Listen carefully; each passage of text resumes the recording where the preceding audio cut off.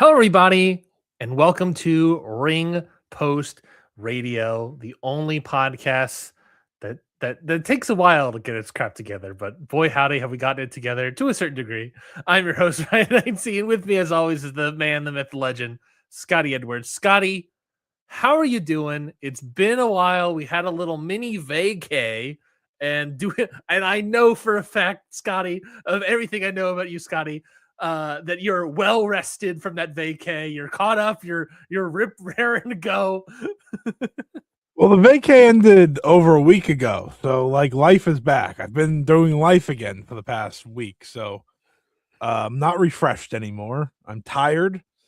I'm busy all the time, and I'm tired. Mm-hmm. But I'm here. I don't barely watch wrestling anymore. Yeah, That's my own choice though at this point. So that's something. But I guess we'll talk about that in time. yeah. We'll talk about that. That's something to certainly talk about. So yeah, 2 weeks ago, you were on vacation. I thought about recording. I decided against it because I think there was like not really much happening. It was like me maybe previewing the Elimination Chamber, and I was like, "This is gonna suck. Why am I gonna? Why bother?" There was nothing to really put the show together.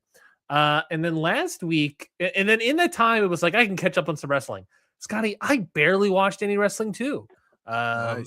It was some rough stuff, and I've been super busy with my new job and everything. It's not I was telling to you is that it's not like I'm busy with my new job. It's just that like my I'm job is busy. so mentally exhausting with Yeah. all the like math and stuff that have to figure out. Like eventually, I think that will settle down when I feel like I have more of a handle on stuff. But right now, it's like I'm in the thick of it, Yeah. as KSI once said. I think. Um, I decided just not record anything. And then last week, we were talking about it. It was just sort of like, yeah, both of us could have recorded last week. Neither of Gonna us be felt honest, didn't feel like it. Neither of us, I know. Neither of us, I know for a fact also, neither of us were prepared to talk about anything No, last week. no, I had watched nothing that we could have even discussed. Yeah, I So think I watched like one day of New Japan Cup, and it was like, we cannot. I mean, obviously, we would have done is preview AEW Revolution, but like outside of that, I was like, there's nothing for us to talk about because we haven't watched anything, and that's a thing that we will be figuring out in behind the scenes of like Scotty's super busy with school and work and podcasting and everything. I have work that's exhausting me, but that will eventually die down, I guess. And I think there is a part of us, both of us, Scotty, where we're just sort of like wrestling is, I don't know, is wrestling exciting right now? no. Worldwide, no. I would say worldwide, no. And I think part of that is that we kind of just started entering like a more exciting time for wrestling. New like January and When? February. Well, hear me out. After the Tokyo Dome, there Uh-huh. really isn't anything up until like Royal Rumble. Uh-huh. February, there's like nothing anywhere in the Uh-huh. world. March, That's true. February's always the worst year. yeah, Factual. First month, worst month, whatever. and the worst year. Yeah. March, you get AEW Revolution, which is like the first big pay per view of the year, so that's always exciting. But that's not till the end of the month.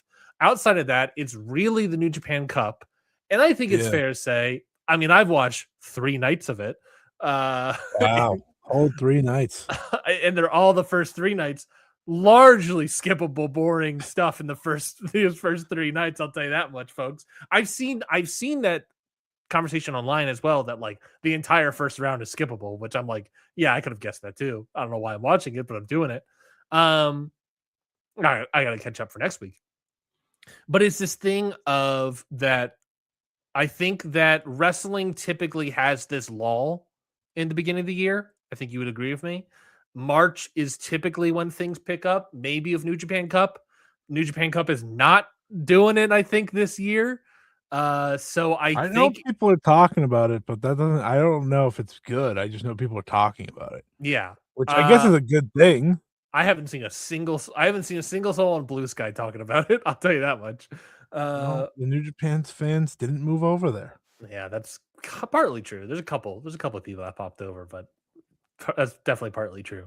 Yeah, so I think at this point, like really, it's like things are not going to kick off even more until like April when we get, I guess, But yeah, Mania. April, I have to act like I'm prepared. Yeah. So yeah, I think we hit a lull. I think the lull affected us severely. It just timed out with our lives in a negative way for the show. So I to that extent, I apologize to our listeners, to listeners of the show that enjoy our nonsense. I'm happy he apologized because I don't. Sometimes, no. Here's the thing. Sometimes you just need a break. Okay. Also true. And one would argue I still need a break from wrestling, but I'm here. Okay. So you're welcome. Or I'm sorry. Either one. We'll see. Show hasn't happened yet. Well, yeah. So yeah, I think both my apologies and Scotty's, I don't know, disdain. There we go. I think that's a good enough explanation that we got for you. I think we're gonna try to make it work. Things going on, like I said, I think with my job, as I get more confident in the office, I'll be able to watch more wrestling. And I have like days at home, like I can watch wrestling in the background. It's just it's been a struggle the past month. It's the thing of like, okay. I realize this about myself through this job, is that when I get mentally exhausted, watching wrestling or doing anything is like very difficult for me. I think that's like maybe why I've like Jesus Christ. I think that's why I've like dived a bunch into like cyberpunk and just like playing video games. Because I think there is like a mindlessness to video games versus like, we've had this conversation before. I feel that when I watch wrestling and movies as well, that there is an element of me studying it versus just like something in the background watching it. You know what I'm saying? Like I feel the need to pay attention. And like video games, there's an element for like, yeah, I need to pay attention, but there's also elements of like you're just driving around, going to a gig, shooting up a thing to kill this murderer or whatever, and then you leave and you're like, all right, that killed a couple 30 minutes for me, enough for my brain to veg out a little bit. So I think that's why I've been diving into that a little more. Yeah, I do anything that's not watch wrestling, so and that helps pay my brain off. So, because for wrestling, I feel like if I'm gonna watch it, I probably should like pay attention. I feel the same way. And if I'm not gonna pay attention, I'm not gonna watch it. Yeah, and I think that's where you and I are kind of sitting right now. I think that's a tough spot for this show. So it just felt like important to bring don't worry, it might get worse from here. It might get worse. We'll see. We'll see what happens. We're gonna try to make our best to make it through and do week by week for you folks. We know if we go bi-weekly, we haven't even discussed that, Scotty, but if we go do that, maybe that's the thing. I don't know. All of that helps us even more anymore. Maybe wrestling should be better. Maybe wrestling should be better. And everything about that. And Scotty, look, WrestleMania's around the corner. So well, anyways, at least with WrestleMania, there comes a lot of wrestling. I don't know if that means it's better.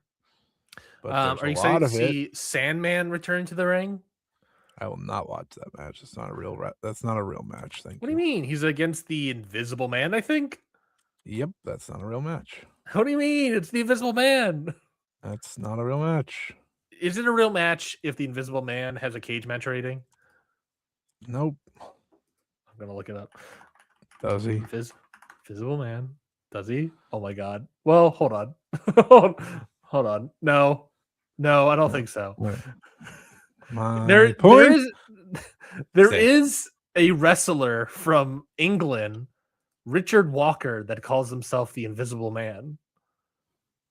Really? But he is a person and he is visible. So he's kind of lying. I mean, this has to be some sort of heel gimmick. For what it's worth, I've checked if the doll that DDT uses has one. They don't.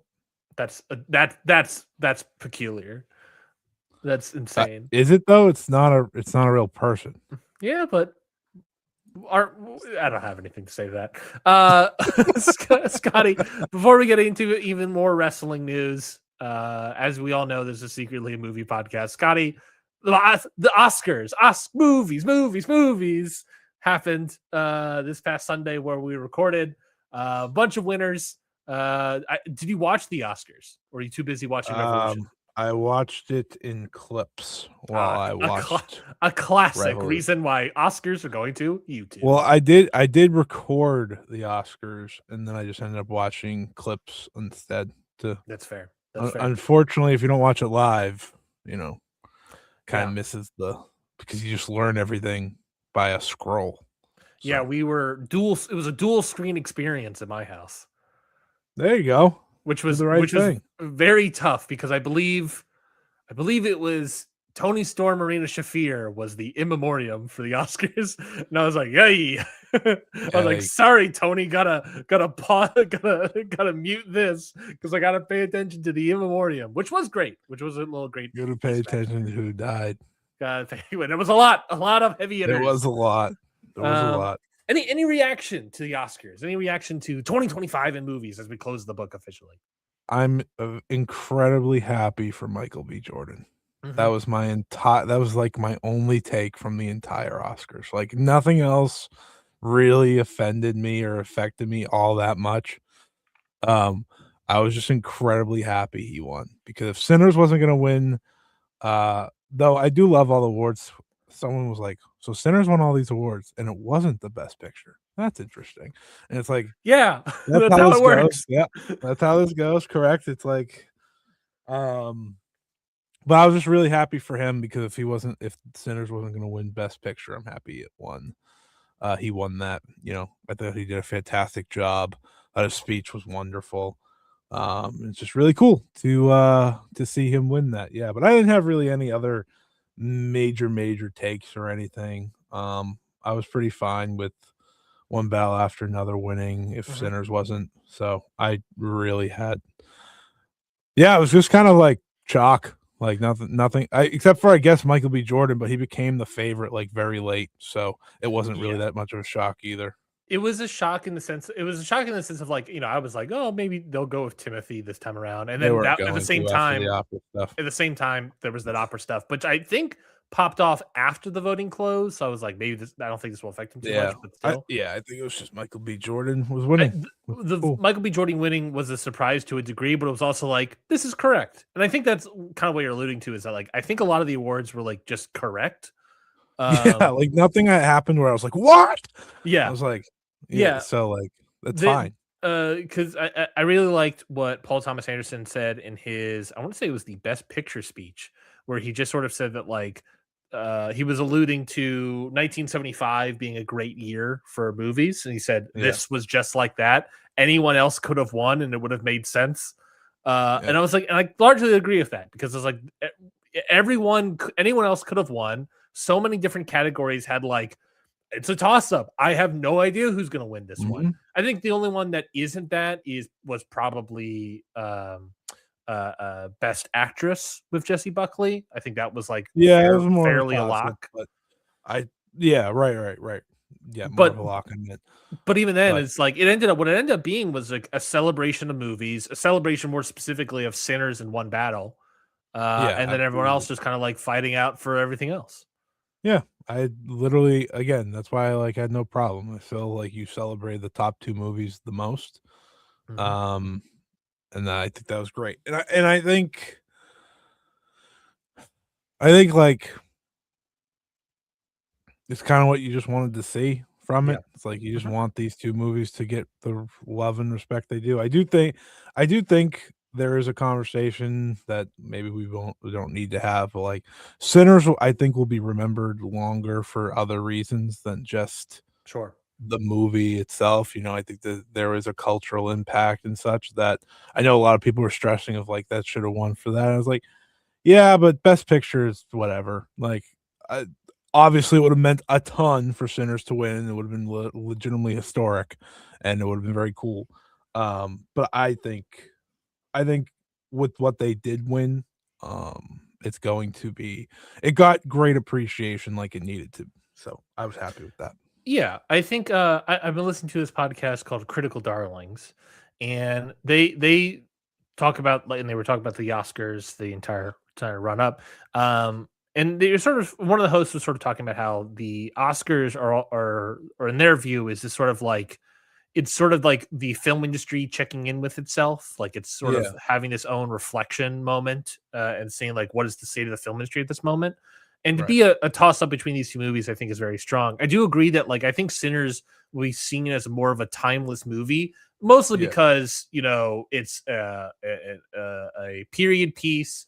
It is a vampire movie. It's a movie about race and music, and these are weirdly timeless things, I guess, cult race and culture and stuff, and specifically music as well, is very timeless. So I think like that all helps. Whereas One Battle is like very much of the moment to a degree. But I think that's like in the same breath, like I think that's kind of like why maybe One Battle edged out and got the win because it feels very of the moment. It's in no, it was my favorite movie of the year by far. Not by far, this was very close, but I think it's just one of those things where it's like, yeah, right now this is going to hit really hard, but I think 5 years from now there's a really good chance that like Sinners hits yeah, harder, and just and because that I think that's the difference in time and yeah. place. Yeah, I mean, Sinners for me was like a theater experience I'll never forget, Mhm. which is why like I'll give that was my favorite movie of the year. But again, watching one battle after another when it was over, I was like, yeah, I won't be shocked if and when this wins. Like, it's like one Exactly. of those things. Um, Exactly. but overall, I enjoyed it. Oh, random note because I watched it on the plane.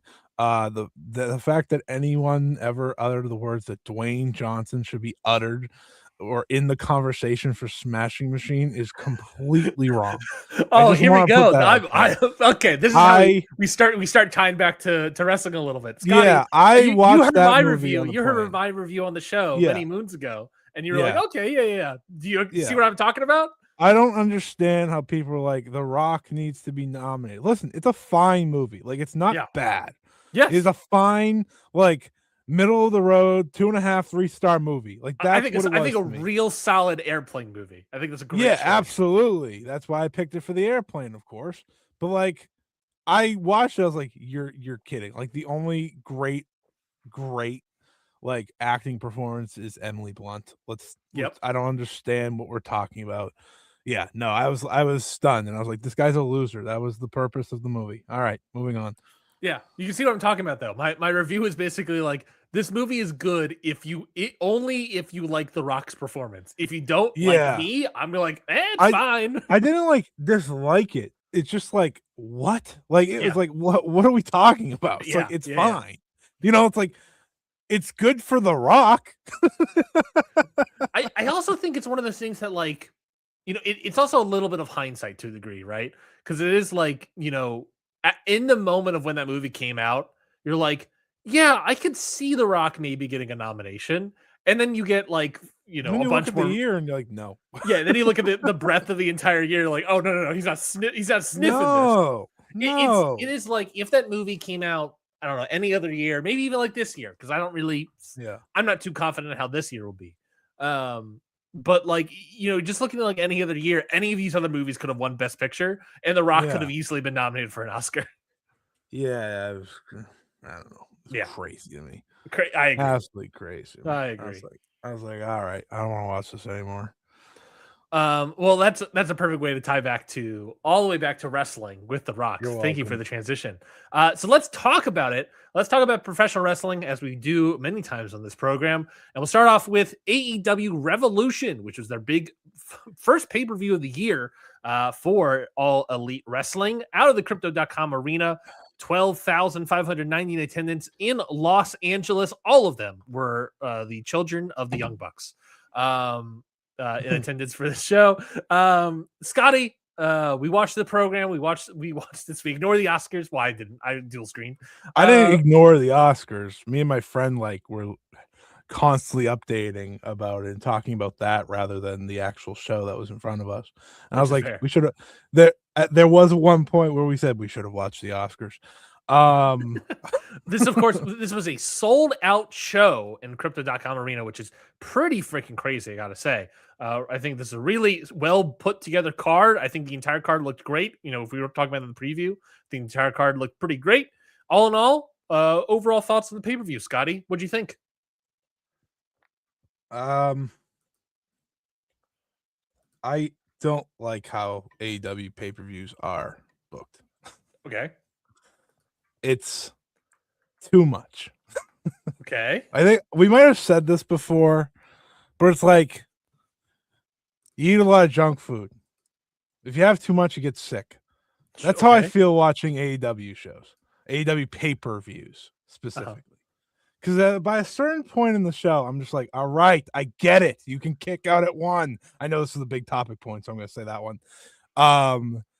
But yeah, I saw someone put it this way. I've hit a doom moment, Ryan, where AEW's hot, people are loving it, and I'm still not loving it. Where it makes me realize, okay, this might be it for me. I have reached the point, because for the longest time it's like, well, AEW's kind of bad right now. We'll see when we get there. Sure. Now it's good to most people, and I'm just like, okay. There's some things I liked, yeah, but there's a lot of things I didn't. I'm fascinated. I thought this pay-per-view was great. I'm shocked. I'm not. Shocked. I know. I thought this pay-per-view was pretty frank. I mean, look, I saw some people say one of the best AEW shows of all time, and that broke my brain.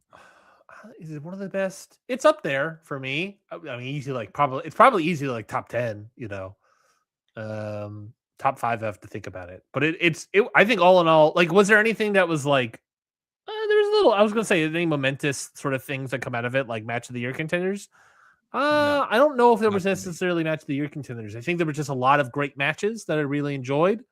You have to also remember, this company opened up the show with Edge and Ronda Rousey. I was like, all right, man. That's enough. I know. That's enough. I was like, you've got to be kidding me. And I know the way it ended didn't help you either. Which we'll get to. Which I can't wait to give my thought on that match, because boy, oh boy, I had it halfway through the match. I'm sure. But yeah, I do think the pay-per-view was strong in my viewpoint. I'm interested to see how we can get into it and talk about it. There was one other thing I was going to mention about it. I don't remember what it was. So we'll just move right into it. The show did open. No worries. The show did open up with the ending of the 21-man Blackjack Battle Royal. Got to stop doing that. Gotta stop doing that. Yeah, I think it was interesting. Don't talk about too much junk food. We've done it 4 times. Oh yeah, I remember what I was gonna say, but I'll put a pin in that. Yeah, I kind of agree. It was interesting. I forget it was the first time was if FTR versus someone. I don't remember what the tag team match was. Cool. And that was interesting, and that was like genuinely very interesting, because the show started off with a bang, and it does still kind of start off with a bang, start off right in the action, but it feels like they've done it a lot. Several times in the past less than a year, I want to say. Maybe like 3 pay-per-views in a row. Like, it feels like, I don't remember when the first one was, but they all feel recent. Like, it hasn't been long enough where I'm like, oh, they haven't done this in a while. Like, no, it is very fresh still in my mind. And the moment, like, I looked at the clock, I was like, they're gonna do it again. And like, the worst part is they did it with 3 people left. Like, they could have just not done it. Yeah. So you could have just avoided Big Boom AJ wrestling. Could just stop doing that. Well, speaking of Doom, yeah. Well, look, I do agree with you. I think at this point it's getting diminishing returns, definitely, and that's just frustrating. The overall winner was, of course, Jack Perry, defeating a bunch, I guess, 20 other men to win the national title, taking it off of Ricochet. Who is unrelated, probably having a leave of absence from TV. Quick, small little break, small little hiatus. I don't know. Not gonna touch that one. Not gonna touch that one. At least.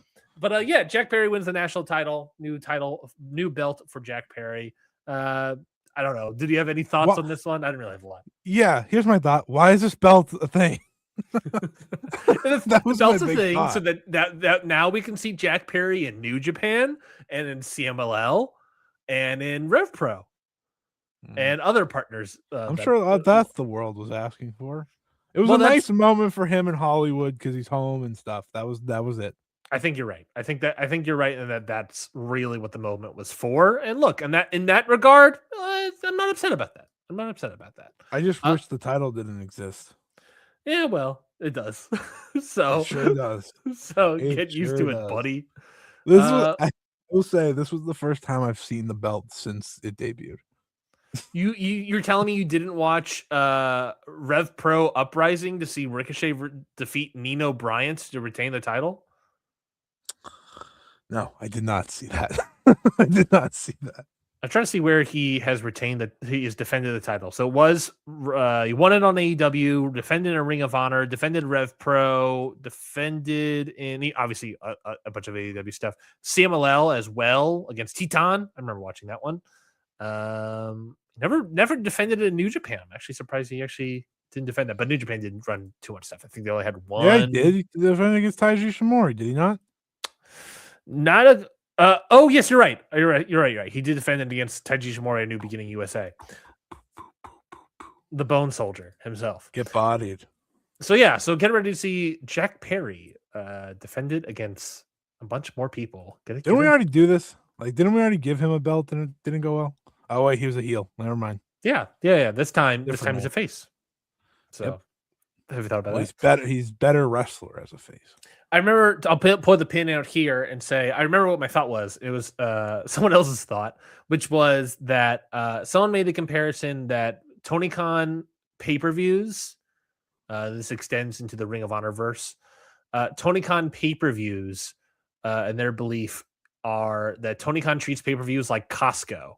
Speaking of the Costco guys, he treats it like Costco's, that it is the most bang for your buck out there that you're going to get. Like it's gonna be crammed to the nines of a great deal that it's like oh yeah, of course I'm gonna spend that much money for like a bulk discount basically for a pay-per-view for all these great matches at this length. So it's like you're getting too much than you really need, Scotty, but all of it's really great, and you're getting it for a great deal in comparison, I guess. You know what I think people need to do? I think a booker needs to figure out how to book a pay-per-view. That's what I think. Because WWE does too little, by far. Though one would argue that's enough from that product. It's the little that they do. And I think Tony Khan does too much. I shut the show off. I was like, I don't need to watch this live. I can go to sleep. Yeah. Fun fact. I turned it back on because I couldn't fall asleep. So I did see the main event live. Though it almost made me fall back to sleep. Thank you, MJF. We'll get to that. Yeah, I mean, it is not wrong. I think the Costco thing is for sure. But when I go to Costco, I see a lot of things I don't need. So I don't know if that's a good thing all the time. Yeah, that might be fair. Hey, man, I have an executive Costco card. I am a big deal. Oh, a fellow executive in front of me, I see. Yes, sir. Yes, sir. Did we accidentally up our executive membership for this year, even though we got a gift card for Christmas to get it half off, essentially? Oh, yes, we did. Did I not use the gift card because it would be too complicated? Yeah, I'm going to wait till next year. Don't expire, so I'm good. Anyways. All right, let's get into, I guess, the first proper match of the pay-per-view, which is, of course, for the AEW World Tag Team title. FTR are able to successfully retain their titles up against the Young Bucks, Matt and Nick Jackson. They came out with all their kids. They nice little entrance, nice little moment here, and then had what ended up being probably, Scotty, this is saying something. Probably one of their best matches, if not their best match in their entire series of matches, because it ended up just being a bloody brawl essentially. And it fucking ruled. Nick Jackson. For what it's worth, I think a lot of the other matches are not good. Agreed. So Nick Jackson may not be saying that much. It's not saying too much. It was very good. Yeah. Nick Jackson gets busted open pretty early in this match, and he is pouring blood kits, if you will, of blood. The entire match. This match ruled. It was really great. It was really fun. It was probably my match of the night. If I had to think about it for a second, I think it was pulling up my thing. Yes, it was my match of the night. I thought this match was great. Highly recommend. They should have more of these kind of matches. No, we're good for a while. Sure. But you know what I'm saying? Yeah, If we're gonna look at all of the FTR Young Bucks matches, that's true. just do these matches. Yeah. What do you think of this one?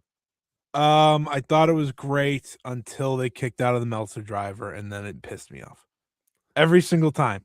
It's like it's just you're there. Like you're there. Just end the match. Like it was the perfect ending. The crowd was hot as hell. They were ready for the new champions, right? Because they kicked out of the BT trigger, right? And I was like, okay, they're gonna go for the Meltzer driver. They're gonna do the Meltzer driver for the first time forever. They're gonna hit it. Then they hit it, and then they kicked out. And I was like, you gotta be kidding me. Like just, and I understand why they kicked out. They were losing, so like, duh.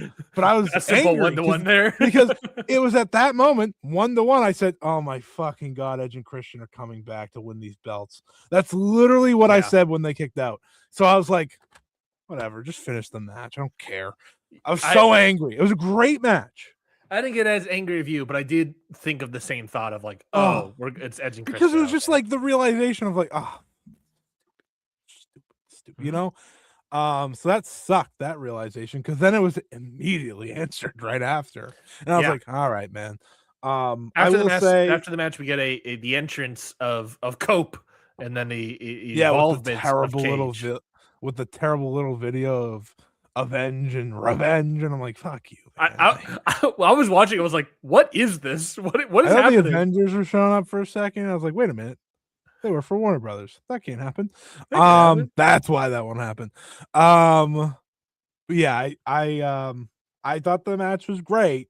Yeah, but it was the first of a few times on this show where I said it could have ended there. Would have been really happy if it ended there.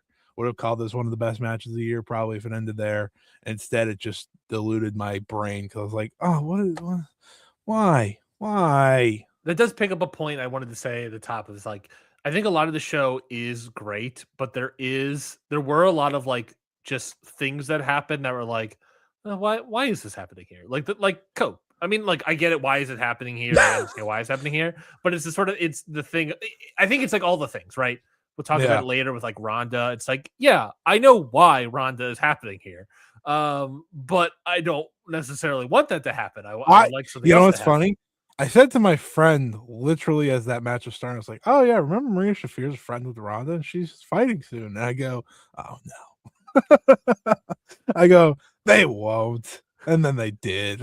Yeah, I don't have any interest in Edge and Christian as a tag team and winning these tag belts. And it's gonna happen. It has to. It literally has to, because you beat the Young Bucks. So it's like, I'm sorry. And then he teased Cope and Christian versus the Young Bucks. Yeah, someone said Edge and Christian versus the Young Bucks in a ladder match would be like the last great Edge and Christian match. I was like, please don't put those two in a ladder match. That seems unsafe. I mean, I think technically it probably would be the last. They should then sign the Hardys too. Now we're talking TLC and then the Dudleys. Oh, hold on. Whoa. Oh, sorry. That's only in TNA. My bad. TNA draws the Dudleys. Yeah. Great match. Angry at the finish, just because. Again, was it the finish or the post match? Well, no, it was the finish because I wanted the Young Bucks to win in that very moment. I was like, yes, perfect, awesome. And then they kicked out. I was like, fuck. So in a way it worked. What they were trying to accomplish made you upset. Well, that was the first of many finisher kickouts on the night, Ryan. Yeah. Which, again, is a current wrestling problem headlined by All Elite Wrestling, not just AEW, because I could say the same in Stardom. I could say the same in New Japan. You get the point. It's a big reigning problem. It's modern wrestling. It's modern wrestling. It's just when you have 12 matches of it on one show, boy, oh boy, do you feel it. Can I bring up another modern wrestling thing that I really don't like? And I've seen it. I've been watching when I watched. Period. I've been watching when I watched the New Japan Cup match right before this. I don't notice it in older matches, and maybe it happens and I don't realize it, but I want to go back and when I see that, I want to pay attention to it. I don't like the idea of like you're picking up your opponent, but it's very obvious that you're letting them get up on their own accord, and then you go fight them. It's like they're slowly getting up, and you're kind of just like you're just like kind of cradling their head, or like you grabbing like their hair or whatever to Yeah. pick them up, but really Yeah. it's just their opponent is standing up. Oh, that's just a very minor thing, but yeah, I understand what you're Again, trying yeah, to say. this is a very minor quibble, but I don't like that at all. I don't like that at all. I hate it. Pick No, I up haven't. your fucking opponent. Come on, you're a fight. Yeah, What are you yeah. doing? What are you doing? Yeah, it's like the lazy, just like, yeah, no, I get you. And it's like in the meantime, while this I happens, don't think that's a modern wrestling they're like thing. I think picking up that's their just opponent by the hair, and meanwhile they're like selling to the crowd like they're a heel or Yeah. whatever. I'm like, Yeah. what? You're picking up one-handed? What are you doing? You look so Yeah, dumb. I think that's like, unless you're watching like Nick Bockwinkel, that's a pretty all-time wrestling. I know. I gotta go. I gotta, because I don't remember it that much. Like back, You in, probably like, the just late weren't 90s. thinking of it. I think that's what it is. I think I'm just not thinking about it. And I'm gonna think about it as I'm watching older wrestling. He's gonna be watching like some all-time match. Be like, how dare he pick him up by the hair? How fucking dare Misawa pick him up by the hair slowly? Well, it helps when the hair is short. If the hair's long, Well, then, it's not specifically. It's not picking up someone by the hair. It's the idea that like you're picking someone up, quote unquote. But really, what's happening is that the opponent is just like slowly getting up and standing to go for the next spot. That's wrestling, brother. Yeah. So if I see fucking Misawa slowly picking up Kobashi, you must fucking love the main event because that happened about 200 times. Well, look, we got someone's got to catch their breath out there, I guess. Hey, look. Next match here was Toni Storm versus Marina Shafir. This is another match with a finisher kick out. Just want that to be known. Nice little affair here, a little less than 10 minutes. Toni Storm getting the win here. Didn't listen to commentary. Again, this was during the Oscars in memoriam, so I had other priorities on the mind. But look, as far as I could tell visually, I thought this match was like a solid little match. You know, I don't think there was any real issues that I had with it. You know, I like went like 3 flat on it, but it was just sort of like, yeah, this was a nice, solid little match between these two. Don't ask me to remember it. All I remember is Ronda Rousey. Yes, of course. The post-match here again is Ronda Rousey coming out. Oh, I remember what I disliked about this match. That's gonna happen a lot. We hit the finisher, and then she had to win by a roll-up, and I was like, all right, fuck you. Well, it's because Toni Storm's the what is it, Miss Small Package. That's true. She is Miss Small Package. Good for her. But Ronda Rousey showed up, so again, nothing mattered in this match after that happened. I was like, yeah, it's also one of those things. And the thing about when I saw AEW fans trying to justify it, it was hurting my brain. That I think that's the difference between Twitter and Blue Sky is that AEW fans justifying on Twitter, Blue Sky, AEW fans are like, "Fuck this shit, get him out of here." Well, that was most of it for what it's worth. Like that was the majority, but you do see like a little bit of the justification. I'm like, all right, yeah, sure, yeah. Do you have any big thoughts? And to be note as well, as Twain Mac brings up in the chat, that was sort of a blow off, but tonight they'll have a rematch. They do have a match. I think there's a stip on the match, but I don't remember what it is on Dynamite. Today's Wednesday. Hell yeah. Let's go. Yes, today is Wednesday. No holds barred. Yes, so that'd be the thing. So I think if anything, like we'll get more of that. I guess the fact there's no holds barred. There's a good chance that Ronda shows up as well. So keep that in mind. I can't see Ronda wrestling before she fights. No, though. She is not going to get involved at all until she has a fight in May. I mean, she's fighting Gina Carano. She would be fine if she got involved. I just want that to be known. Gina Carano hasn't wrestled fought since 2009. Yeah. It wasn't that good to begin with. What is the age difference between these two people? 43 years old is Gina. Ronda was an amateur after 39. Ronda started her amateur career after Gina retired. Yes. 39 years old. So like a 4-year age difference. Yeah. Also a big difference is Ronda was like a really skilled, successful fighter. So successful that like started quote unquote the women's revolution in sports to a degree. Yeah, like a big deal. Which hey, listen, I'm all for Ronda fighting. Wrestling, get out of here. What are your thoughts on Ronda being involved in AEW and seemingly setting up a future match with Toni Storm? She's on the Fuck TKO tour, so it wasn't surprising to me when she showed up. Like, that's her whole thing right now. It's like Dana White sucks, UFC sucks, so why don't we mix WWE in there now for Yeah. fun? It wasn't shocking either because I think people forgot, like, she did the Ring of Honor thing, and that's her last wrestling match. Like, that was the last time she wrestled. Yeah. So, like, Ronda's a weird one because, like, she actually appreciates wrestling. It's not like, or at least some of it. She appreciates some of it. I don't know all of it, right? But like, she was wearing a Roddy Piper jacket when she did this, so it's not like, it's crazy. But at the same time, it's like, how many times do I have to come on the show and say, well, Nightingale still hasn't been world champion? How many times do I have to come on the show and say, like, this and that? And like, there's other things to deal with here in this division. We don't need Ronda here. Sure. What I do like about it, what I do like about it is it is a way to keep Tony away from, have an important thing that keeps Tony away from the title for a little bit. Sure. And it's something that is going to expose wrestling to a wider subset of people. You would think maybe Ronda's not as big of a star as she once was, for sure. No, that's why her second WWE run went so badly. Is because like she didn't bring anything in, and she was not very into it to begin with. But yeah, I don't know. But I mean, but that outside of that, there's a lot of I want to say not alleged transphobia, because I think you should document transphobia. There's a lot of different things. There's a lot, the Sandy Hook denier things. There's a lot of different things. This was used. To be fair, I don't know if she has retracted any of those statements, because that one she has. Decade.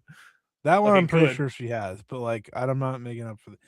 Yeah, Ronda's a weird case. Am I going to watch her fight? Yeah, I am going to. Thank you for asking. Because that is different. Let me explain. That is different because it seems like that entity is trying to create a rival to UFC that UFC has not had. So out of sheer wonder, I will see that. And because if UFC has to pay more people more things, then good. Which is Ronda's like entire goal. She said that in her press conference that they had. Yeah. It was like, I just want people to be paid, because Ronda was a massive star, obviously. She was still heavily underpaid in her time in UFC for what she was, which was a box office attraction as a woman. Yep. Like, it was a very big deal. But I don't necessarily need her in AEW, but we'll see how locked in she is. Yes. Maybe more than Paige Van Zandt. I imagine she'll also be more locked in than her second WWE run as well. I think that'll be fair. You would hope so, for sure. If it is if it is the Fuck WWE tour, and again, I don't like saying this because it's not controversial, but it's a thing that I don't love Ronda. I don't love her morals of it. At the same time, it's a Fuck WWE tour, and if it does business for AEW, then that's a good thing, because it is a little bit of like, keep your enemies close. To a degree where it's like, oh, like Ronda could help us, help the anti-WWE crowd to a degree. I will say Ronda showing up, like I said, was not shocking to me. No, it's happened before. I mean, she's already had. You're right. She's already been there. She's already wrestled in a Tony Khan owned company, and now she's back in the spotlight for the first time forever. Yeah. So if Tony Khan can get Ronda to do a bunch more dates, he will 100% do that. Yeah. Why and I'm sure they will. So we'll see how that goes. We'll see how it goes. Next up, AEW Continental. Pause. Really funny. The only thing she did was point. That was her entire WWE run, was point. So what did she do here? She pointed, and I was like, you got it. Well, that's funny. And pumped up Jon Moxley. That's the other thing she did, which made me laugh, admittedly. Speaking of, Jon Moxley successfully defended his AEW Continental title in a no time limit match versus Konosuke and Takeshita. Went 23 minutes, only 3 minutes past the the usual time limit. This was I thought this was another really great match between these two. I think these guys are obviously great workers. They're going to put on a great match. But just a little puzzling to have Takeshita lose here and have Moxley pick up the win yet again. Felt like we were going to a Takeshita win. I don't know what we're doing now with the guy. I mean, obviously we're breaking him away from Don Callis' family at some point, but okay, all right. I don't know. I thought maybe in the post match with Takeshita. Mr. Get off the pot. Yeah, I think it's a little bit of a shit on to get off the pot. I thought with the post match we were going to see maybe Takeshita leave Don Callis' family and officially join like the Death Riders. Instead, I can give you the weirdest return video I've ever seen. Which is, of course, can you describe? I'm gonna describe the reaction me and my friend had. We go, "Who the fuck? What the fuck is this?" Like, what is going on here? And I was like, "Oh, neck. Oh, Osprey. Oh, why?" I was like, "Why was this the return? This is he's out for revenge. Yeah, well, that was very confusing too because me and him go, did he get hurt against John Moxley? That's what I thought. I was sitting there too, being like, did John Moxley hurt him? I guess technically, because that was the build up to the Texas, the All In Texas. We were both like, isn't John Moxley a baby face? What? So much has happened since All In Texas to the build to that show. It's been practically a year, and the world has rapidly changed since then. I'm like, oh yeah, it hasn't been a year at all. Yeah. But it feels like it. 9 months at least.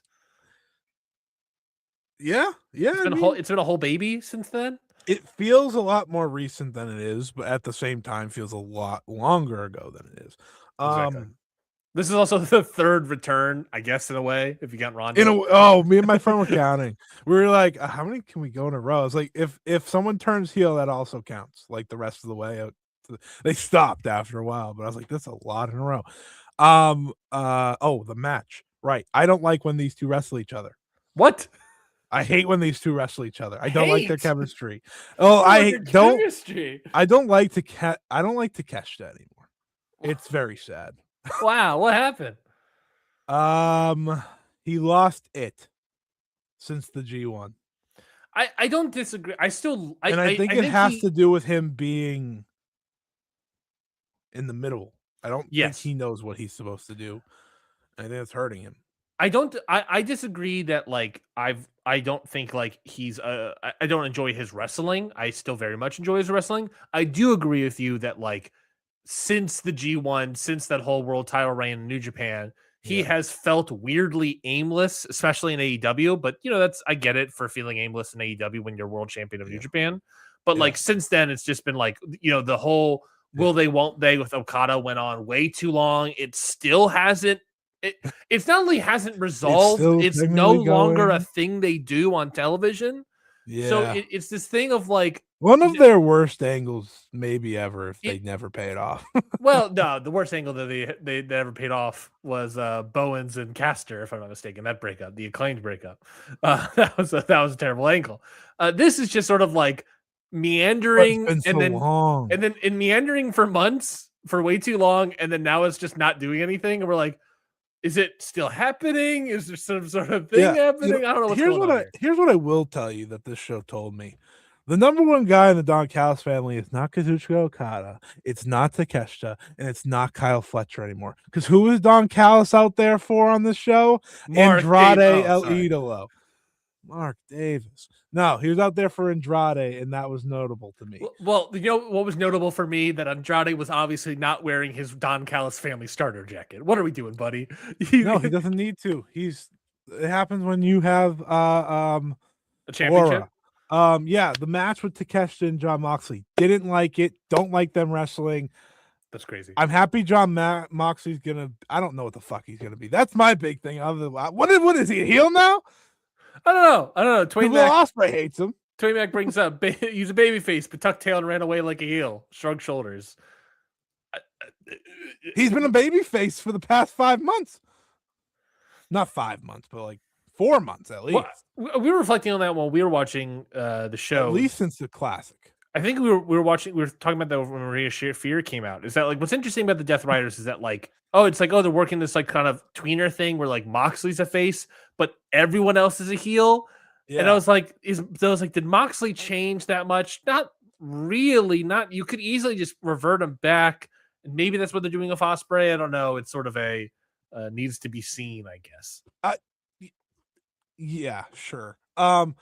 Sure. You know what? I'm just gonna go sure. That's another thing, though. I feel like a lot of people have been expecting him to get turned on, and that's also been pushed down the aisle, pushed down the aisle, and now they're heel again together. So it's like, okay, all right, maybe.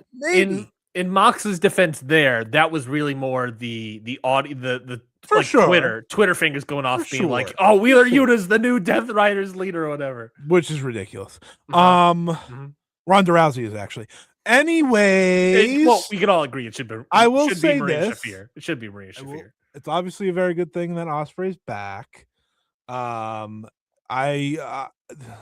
This is one of the funny things about like the 1 second kick out or whatever that was the big talk. And Dave's like, 1 second kick outs make all the sense in the world. I'm like, all right, Dave. Like, no, they don't. Not in every single match, but okay. It was a weird defense. It became way bigger of a deal than I expected. But like that's the Ospreay style, right? Like a lot of people try to wrestle the Ospreay style. And I saw that he's gonna have to change his style. I was like, okay. I was told that the last time you were hurt. So let's actually see what that means. Is he going to be more grounded? Because he did a corkscrew literally the moment he walked into the ring, and I said, "Oh, all right, he's fine, cool." But it's a good thing for AEW because he's clearly winning the title at All In, and I don't think we have to act like he's not. I do agree. I think is the biggest babyface in the company by a considerable margin. The fact that he's back, the fact that he got such a resounding pop. It's interesting that we're going potentially straight into Moxley. I don't know. I don't know if we are necessarily going with Moxley immediately, because that could easily right around the corner, right? You said Dynasty. Yeah, you could do that. It feels like it'd be dumb to have Ospreay lose there because I do think that Ospreay is ultimately, assuming that's what they're still going to do, win the Owen, which is something I've talked about before in the show. He's going to win the Owen in the face of MJF. Oh my God, he's going to be the new Triple Crown. Fuck. The Unified title's back. Yeah. So yeah, I think it's going to be an interesting one. See how it all plays out. It's obviously they're doing a feud with Moxley first, but ultimately, yeah, I think you're right. It's ultimately going to be Ospreay winning the Owen and then going to All In Wembley. Yeah. To take on MJF. I think that's what we're going for. Yay! Just going to win the title from Mox. I don't know. That's going to be weird, but we'll see. Well, if it means we're getting, you know what, I'm not going to act like we're ever going to get rid of a title again because we're not. So I accepted that fate. We got rid of a title and then we brought it back. Speaking of titles, AEW Women's World Tag Team titles.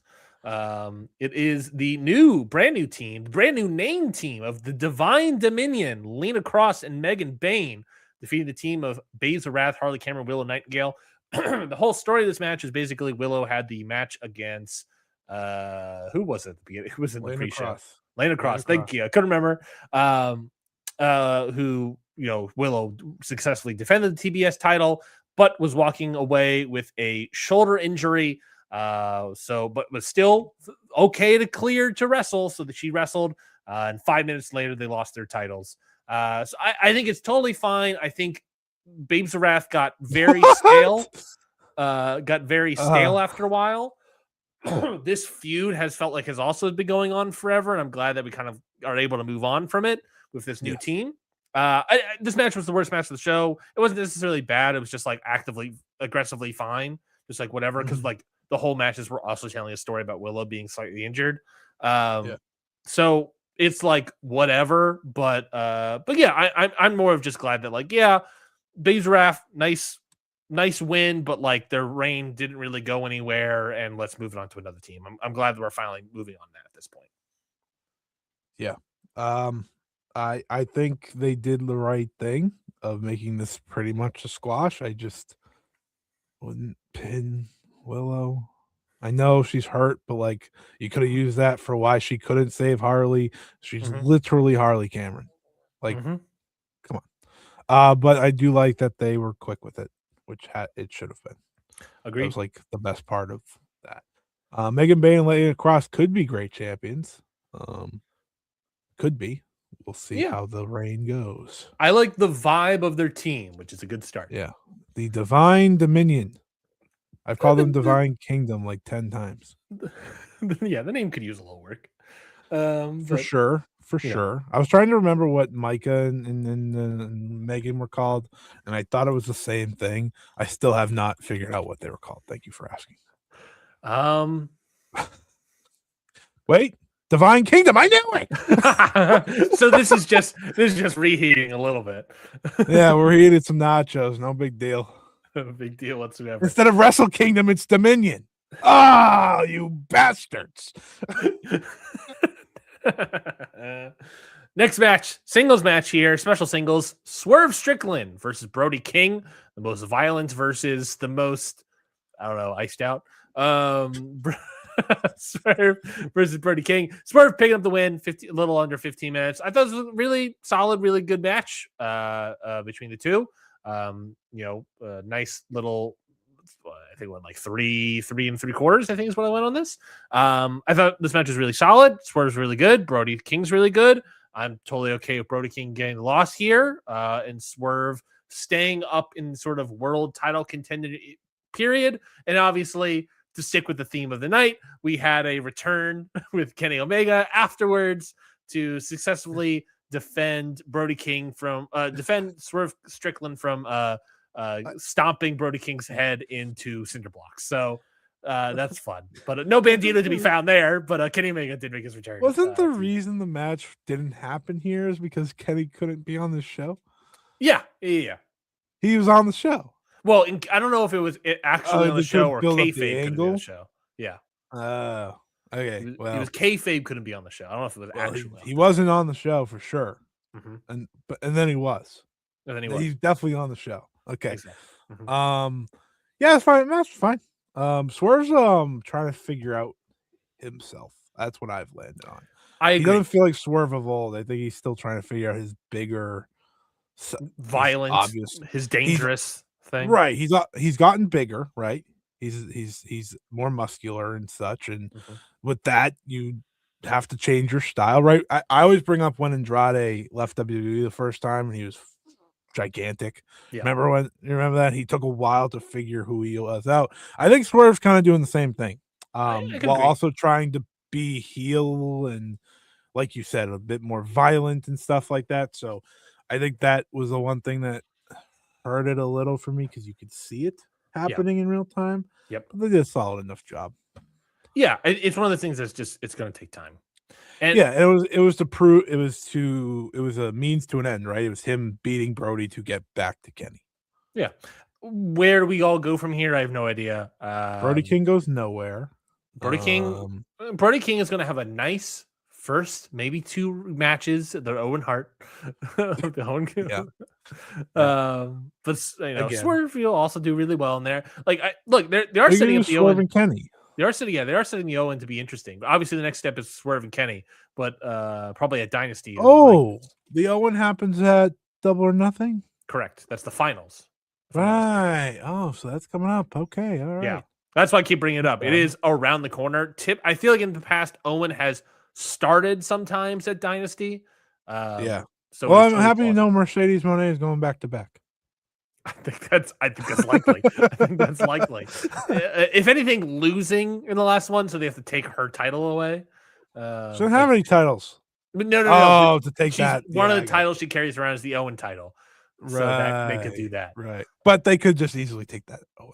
Like, they could just act like that doesn't exist. The fact that the tournament exists means that the title's going to get taken away from her. Yeah, maybe that's how you take it away from her. Is be like, well, the tournament started, so like you don't have it anymore.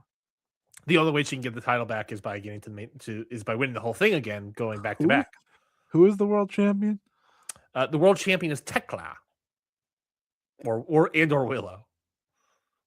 What? Yeah. What? Which brings us to the next match. AEW Women's World Champion in Best 2 out of 3 Falls match. Tekla defeated Chris Statlander. Of course, Tekla got the first pin by pinning Chris with the help of the assistance of the rope. Then I believe Chris Statlander pinned Tekla about 10 minutes later. I want to say with her finisher. She did. She hit the tombstone. The Saturday Night Fever. And then Tekla won a little bit after that to successfully retain her title. Did you have the help of the Madness Triangle? Of course, the help of the Madness Triangle. And there were belts involved and referees getting knocked down and whatnot. What are you thinking about this match? What do you think about Tekla's run so far? I mean, I thought it was fine. It's just like you don't succeed with anything when you do a 2 out of 3 falls match and then you get the cheating again. Like wasn't that the problem with the first time? Like that's why we had to run it back because they cheated to help her win, correct? I believe so. Or yeah, and then we did it again. And it's like, okay. Well, we did it technically in a way twice. Like both falls were via cheating. Tekla grabbing the ropes for the first That's one. a great point. That's a great point. I thought the match was fine. Tekla's working better in America than she did in Japan. Big shock. Not a big shock. No, I'm not shocked everyone at all. knew that was coming. Uh-huh. I think some people are wrong in like how did people hate her in Stardom? Like, well, you didn't watch her in Stardom, so that's how that you just had to watch her. Like, it's a different. The personality works better in America. Oh, 100%. 100%. You know, like look, it's just also I think the Stardom fans and American fans are completely different as well, which is also part of it. yeah, for sure. But yeah, 100%. The moment we saw Tekla pop up in Stardom, that was when I was like, oh, she's gonna work in AEW. Not necessarily. Yeah. She's gonna work in America. No matter where she's going, she's gonna become a star in America. That's gonna happen. Yeah, I thought they had a solid, fun, physical match. Mm-hmm. I just agreed. Run-ins, but it's fine. Yeah. I thought it was nice. I thought it was really solid. A really solid work. I just can't believe Tekla's the world champion right now. Like, if we're being like totally honest, it's a stunner to me that she's the world champion. Is it because like you watched her in Stardom and now you're seeing her like in AEW and she's world champion? Yeah, yeah. Like I watched, that and like Willow still hasn't been world champion. Ryan. Speaking of world champions, where do you think Chris Statlander goes from here? The Owen, for sure. Probably like a nice semifinal finish. Yeah, loses to Mercedes or something. Yeah, Mercedes is going to the finals no matter what. Right, assuming she's back. Yeah. Yeah, like I think she's a good semifinalist, and I think that's fine. She falls back in line. Probably finds a tag partner. Fights Megan Bayne and Elena Cross. No. Well, they have a little bit of a connection on TV for the past couple weeks. Oh, I know they do. That doesn't mean I want it. She's been doing this character, which is just like a Diesel. She's just been Diesel lately. Oh, Chris Statlander? Yeah. Yeah. She's the tall, silent type. Thunder Rosa. I was like, what? Thunder Rosa Diesel. Like, wow, I must be missing something because I feel like I'd hear about that. Yeah. I mean, I don't love that combination of people either, but the idea of like Chris Stat and Thunder and a tag team, the idea of Chris Stat spinning off into the tag team division makes complete sense to do with something with her, That also being said, I was talking about it during the show. I brought it up. I didn't bring it up with Willow, but I think I'll bring it up here in connection with both of them. I think Willow and Chris Stat have both lost that sort of it factor for me. I think what you're talking about with Takeshita a little bit. I do enjoy the wrestling and everything still. I think it's a little bit separate for me, but I think what you're I don't think this one's Willow's fault. No, I think with Willow, it's the tag team run and this feud with Divine Dominion, the Fallen Goddesses, that it's just sort of like, it's just been like kind of a whatever, I don't really care at this point.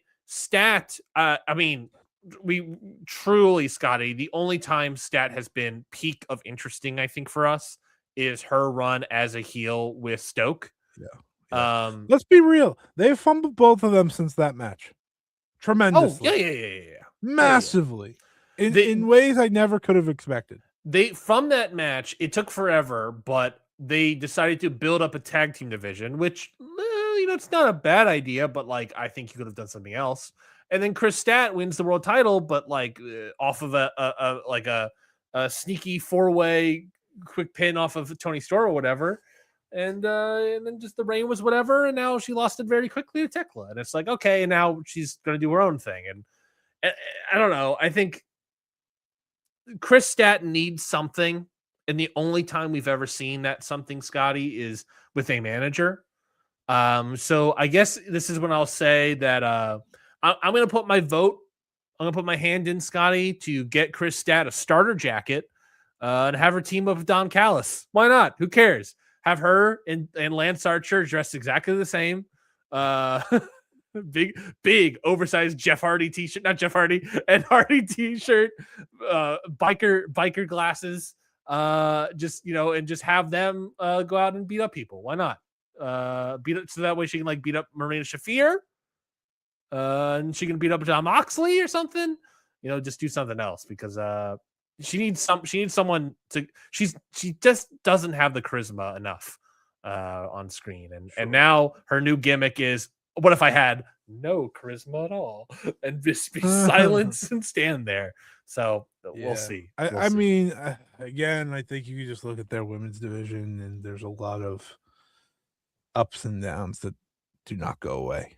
And I feel like the advent of the tag division, it was never going to make this better. It was never going to make it better. I'm sorry. No. I think you're right, because what I'm going to say is that I think with the advent of the tag division, it has given factually, I'm sure there's stopwatchers out there that can correct me on this, but it feels like it has expanded the women's division to a degree that they're on TV a little bit more, and I think by doing so, it has exposed a couple more holes in the submarine hole. Yeah. So I think that's just something that needs to be ironed out and fixed, right? Yeah. But that shit takes time, Yeah. They also just miss Mercedes. Let's be real. Oh, that too. Mercedes coming back. That is now feeling like now that she's back around, it's like, okay, I'm ready. I know she has to lose all her belts. So. Yeah, and look, and they're actively having Toni Storm do other stuff, which is in of its own thing. But yeah, as soon as that is the one good thing. Listen, I'm not a big Toni Storm fan or anything, but they are telling a story outside of the world title, which is agreed. Good. Yeah, they have effectively Ronda Rousey. 4 major stories to a degree with the women's division: Toni Storm and the escapades of Toni Storm, the TBS Tekla, the tag titles, and were you counting Mercedes when she comes back? I think I was counting TBS title Willow Nightingale, but that kind of got lumped in with the tag titles. Yeah, that's the tag titles. So I guess they were telling 3 stories. But hey, that's I do want to give them credit where credit's due. Mm-hmm. So there's the credit. Cool. Yeah. Moving on. AEW World Trios title match: Jet Speed and Mystico. AEW. Yes, I'm happy, Mystico. Yes, I'm happy. Yes. That, of course, is NXT owns Hiromu. I saw someone pitch Triple A's own Hiromu. Kevin Knight, Mick Bailey, and Mystico were able to defeat the team of the Don Callis family, Okada, Kyle Fletcher, Mark Davis, to win the AEW World Trios titles.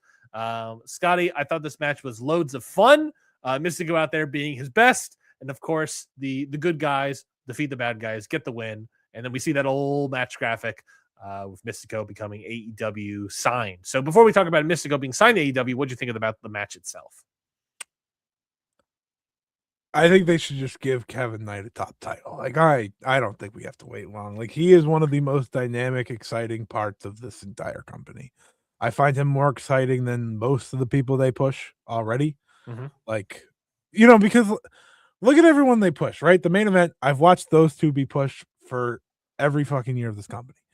John Moxley, Adam Page, and MJF. Yeah. Mm-hmm. Yeah. Well, listen, one of them's not getting pushed now. Shout out Cody Rhodes. John Moxley pushed every single year of this company. You're going to push John Moxley. Right. Yeah. Okada, I guess he's I don't really know what man. This weird hamster wheel. Here's actually my fun take that I had. When this match was made, and this isn't true, but it was a funny thing that I said to my friends. I was like, in the year 2026, you could make a debate. Okada's the worst wrestler here. I said you can make a debate. It's not true. It's not true. It's close. It comes down to him. Okada, Mark Davis. That's going to be your debate. Speedball. You're right. I was going to say those 3 too. But the fact that the fact you're thinking about that's it a fun my point. lot of great wrestlers in that match. Got to give it up to those wrestlers. All very different too, which makes it way harder to actually decide. It will just come down to difference. But I think my point was not crazy. It's like no, it's not outside of the realm of possibility. It's just the fact that you're like, well, interesting, To me, that's what helps make AEW. So have a match like this, and you're like, I think Okada's the weakest one. You're like, fucking Okada? What are you talking about? He's one of the best wrestlers of the 2010s, if not the best. I'm like, yeah, Kevin Knight, but Kevin Knight's in there. Yeah. Listen, Kevin Knight, we said it when he got signed. Like, this is an instant top prospect for the company type guy, Yep. Like, and when I say prospect, people are gonna be like, oh, he's been wrestling for years. I'm not going to give him the Rookie of the Year award in the Observer. I'm not an idiot. Yeah. But, like, he is, like, a guy you can build your future around. And I think it's become very, very clear that he's not only that, but, like, dude, I'm looking at him versus Okada. Why isn't he beating Okada? Why not? I wouldn't even hesitate.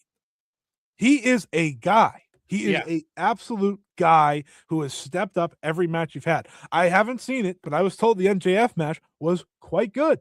I've been told, like, he stepped up against everyone. He's delivered against everyone. I think this guy rules.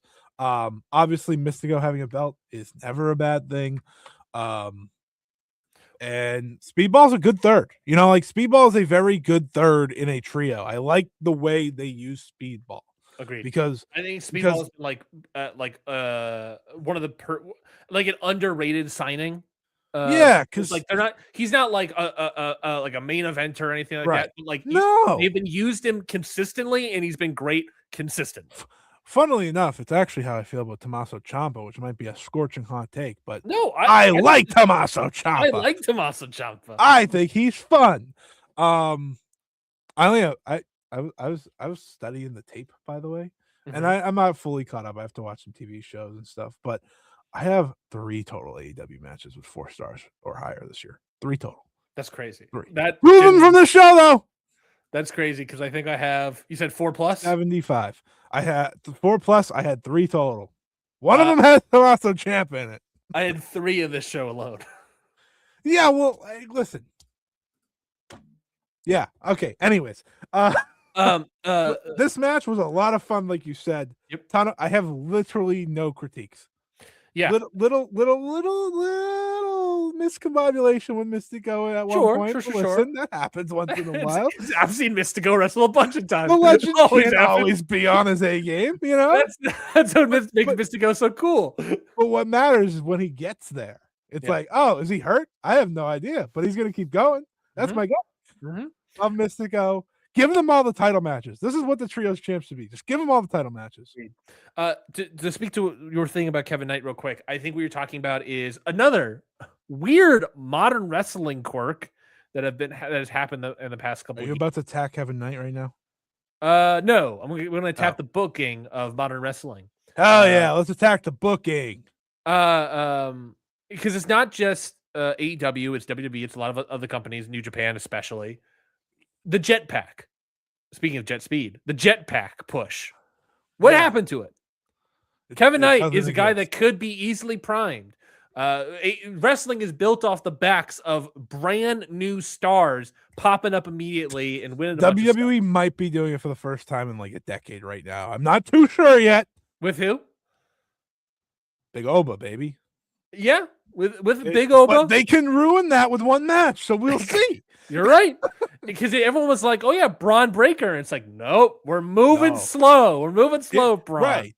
Everyone moves slow, and it's a bad thing. Jetpack pushes are like one of the best things in wrestling.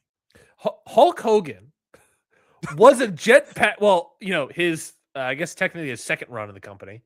Yeah, he was then. I believe it's the second, not his third, but I believe it's the second. That is a jetpack push. People kind of already knew he was in the company to a certain degree, but he was a heel or whatever. He comes back. He's around a little bit. He wins. Yeah. He wins the world title off the Iron Sheik, and then he's fucking Hulkamania all the way, baby.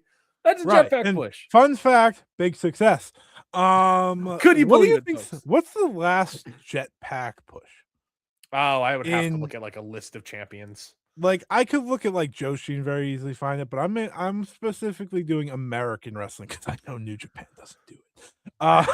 Has So like, has AEW ever done a jetpack push? does like, are we no? It's tough. You ignored the beginning of the company because it's so brand new. 'Cause this is like a new company. I mean, I would argue Chris Jericho is the opposite of a jetpack push. Yeah, like it's also like a lot of older guys. It's like, am I going to count CM Punk as a jetpack push? No, Not really. Because what defines jetpack? It has to push? be with a young talent. It's a younger talent that has not been on TV that much. And CM Punk again, that's why he kind of applies, kind of doesn't. Like not even Fletcher, like he took a little time. No, but Fletcher hasn't won the world title. Oh, we mean all the way to the top. I'm talking about world. You winning the world championship. Yeah. That's a jetpack push. Yeah, that's literally like never happened. I don't think AEW has never done it. So so I know WWE hasn't done it in about a decade because they have only old people. I'm looking up the world WWE championship world for title. WWE.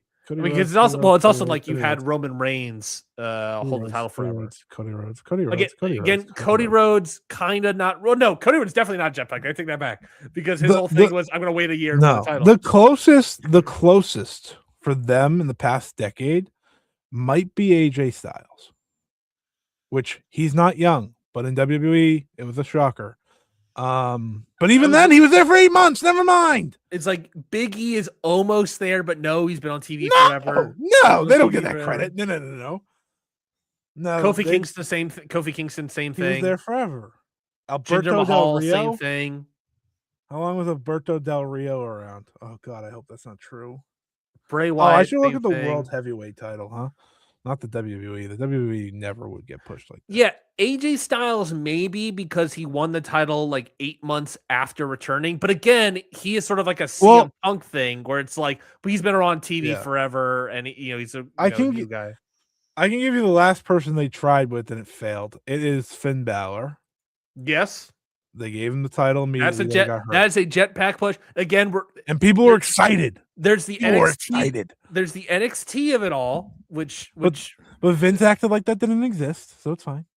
At 8 task in the chat, they tried it with Austin Theory. They did it on the main roster in Theory and flopped. World champion. Yeah, so didn't become world champion. They did definitely consider it. I'll give you that. Scotty, but guys, he had that egg. Lest we forget, he had an egg. He did have an egg. He had the egg, right? Am I right? Did he have an egg? But what I think we've proven is it doesn't happen. Does it not exist? Yeah, Alberto in 2011. I don't think so. Alberto Del Rio. I don't think. No, he was around for at least a little bit. Now I've been back in 2009. I'm like, do jetpack pushes even exist anymore? Do they exist? They might be dead, brother. Where's the world heavyweight? I guess that's the thing is like where successful, because I think you're right. Bringing up Austin Theory, they also brought up Jinder Mahal. LOL. I think what we're getting at is that like WWE has tried a lot of like with various things. They have pushed people suddenly super hard, and to a degree, that's the jetpack push. But it never works because they never commit fully. None of these people that we're talking about, Theory. I guess Jinder, they did win the world title, but that didn't work because Jinder sucks as a wrestler. And also, a lot of his stuff is racist to Shinsuke Nakamura. That hurt the crowd too. Austin Theory decided, no, we're not going to go for it. Braun, to a certain degree, got a jetpack. No, we're not going to go for it. Ryback was the closest. Ryback is another jetpack push that just didn't do They stopped it because they weren't beating Punk, but that is probably the closest you've had in America. Austin Theory is like a silver jetpack push, where it's someone that they push, but they didn't give the world title. A gold star jetpack push is like Jinder. It's someone that's been around for a little bit, but like suddenly we're gonna push him super hard. Big E is another example. Charlotte Flair is a good example. That's probably she got pushed pretty quickly to the world title when she went up, right? Is that, say it again? She got the WWE title pretty quickly, right? Yeah. Paige? No, that was definitely a jetpack push. They literally debuted her and she won the title. Yeah. So, But I think those are like platinum. Paige, Finn Balor, these are like platinum jetpack pushes where it's like you're winning the title almost immediately. right. I think Charlotte Flair might be your best bet. Yeah, I don't think it's happened in the Because men's division she in a won. century. She won the Divas title pretty quickly into her debuting. What about this? What on about the this? main. Hear me out. Hear me out. This might be crazy. I think this is a gold star jetpack push. This is proving how sad of a this doesn't exist. I'm in anymore. 2004. I'm in 2004. Randy? JBL. No, because he was a guy. Well, the new This is character, the gimmick change. yeah, This is I the guess new that's character fair. gimmick change. Yeah, I guess we'd have to allow that for sure. I think it's a gold star. It's like it's not quite Oh, there. well, if we do gimmick changes, I guess there's Mark Henry with the gimmick change, right? The fucking Hall of Fame? What is it called? Yeah, that shit ruled. Batista. Nope. Yeah, no. Yeah, no. No, I don't know. How long was he on the main roster before he won the world title? He was on it for a little while. You know what we should do? We should talk about Batista. That's a question from earlier at Darius. Just wanted to say hi. P.S. Scotty, you should sell Ryan a Hall of Fame show with Dave Batista. I know Darius knows my requirements to doing the Hall of Fame show about Batista. I need someone to come to me and say, I want to do a Hall of Fame show of Batista. I'd say yes. Oh, that's why he told me to do it. I get it. Sick. All right. Maybe I could do Brock's probably the last true. That was an absolute. And I would argue that worked out pretty well, Scotty. I would argue that worked out pretty well for the old Brock Lesnar. So for men's in American wrestling, it's Brock Lesnar. For 2002. For women's, it's Charlotte. Unless I'm missing. Well, Rhea Ripley got called up and won the title immediately, but like Vince didn't like her. So it's like, I don't know, and she also had like either way, let's bring back the jetpack push, huh? Yeah. And we want platinum. We're looking for platinum. We're looking for someone brand new, ideally young. Obafemi, you have until the end of the year. Hasn't not been on TV that long and wins the world title within a year's time. Did you happen to hear the Obafemi chant that they do? What is that? So they'll chant Oba, and then they'll do like they'll do the like it's great. Yeah, dude rocks.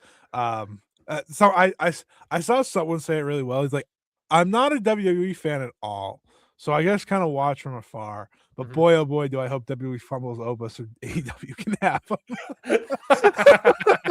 I'm like, that's fair. That's fair. It's not out of the realm of possibility for sure. No, but like I think it's definitely it's possible. Brock can wake up on the wrong side of the bed. Stephanie and say, I'm going over, buddy. Stephanie Vaquer, I think is a jetpack. That's push. the one. That's the jetpack push. She got pushed to the world title immediately. She went from CMLL to world championship in WWE in what, like a year? Yeah, like literally a calendar year. Yeah. This was a good one. I forgot this one because I was literally looking at the WWE title, not the World Heavyweight Championship. That's Sheamus. Sheamus is a good one. That's true. They did a lot more of the World Heavyweight Championship, not the WWE. Okay, well, title. at least it's not just Brock Lesnar. Thank God. Thank God. Thank God. Sheamus. It's not a lot. Sheamus is probably the last one. Yeah, yeah. They went big with him quick. Jack Swagger. Fuck Jack Swagger. No, he was. Well, I guess so. He won the ECW World Title like instantly, and then by the time he got on like one of the main cards, he won the World Title. Yeah, and so still Sheamus is sooner. Sheamus or is more sooner. Recent. Well, no, Sheamus would have been before Jack Swagger. No, Jack Swagger was like 2011-ish.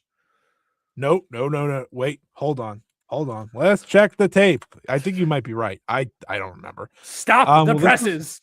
This is when John Cena was wearing orange. 2009, December 2009. He won the real belt though, for what it's worth. Sheamus won the real belt. WWE title. Yep. Jack Swagger won the world heavyweight title in 2010. So they were were they fucking champions at the same time?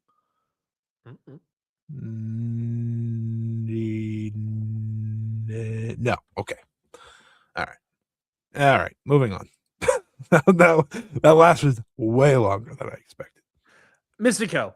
Thoughts on Mystico signing to AEW? I hope CMLL does not lose Mystico for any of their main dates because that would suck for them. It's fine if it's a full, I mean, based on the dual contracts, like Dorada's just there once in a while, and Persephone's on Ring of Honor, so like Mystico is a champion, so I guess that's why I saw CMLL got their first dual contract. Yeah, we'll talk about that. We can just talk about that right now. There's literally Perfect. we need to talk Well, about. I was gonna bring up when we talk about CMLL's show. Well, no, we're talking about Hedrosero, I guess, is there a lot, but yeah, there's an AEW a lot. Yeah, he's probably the one that's more there than. Yeah, I think there's like different like percentages in terms of like this dual contract. Like Dorada's obviously in CMLL a lot more. Mystico's the scariest. I agree. Right now, I guess Dorada would be long term. I think I would be. I'm relatively okay. Look, I'm relatively okay with Mystico having this dual contract because CMLL is doing so great and they have like such a depth to the roster that it's like losing Mystico is going to hurt, but like they can't lose Mystico. Hold on. They can't lose him. If the weekend went a different way, they lost Sobrano Jr. as well. I'd have been like, all right, okay, let's pump the brakes a little bit here. They can't lose their draw. Yeah, okay, well, that's what I'm saying is that like they have such a depth to the roster, and it is their biggest draw. But like, what does CML look like without Mystico? Can it still be as what? Like, I think it's still going to be very successful. It's a question of how successful. They're not going to like turn into AAA overnight, if no Mystico or a less amount of Mystico. Yeah. So it's just what does that look like?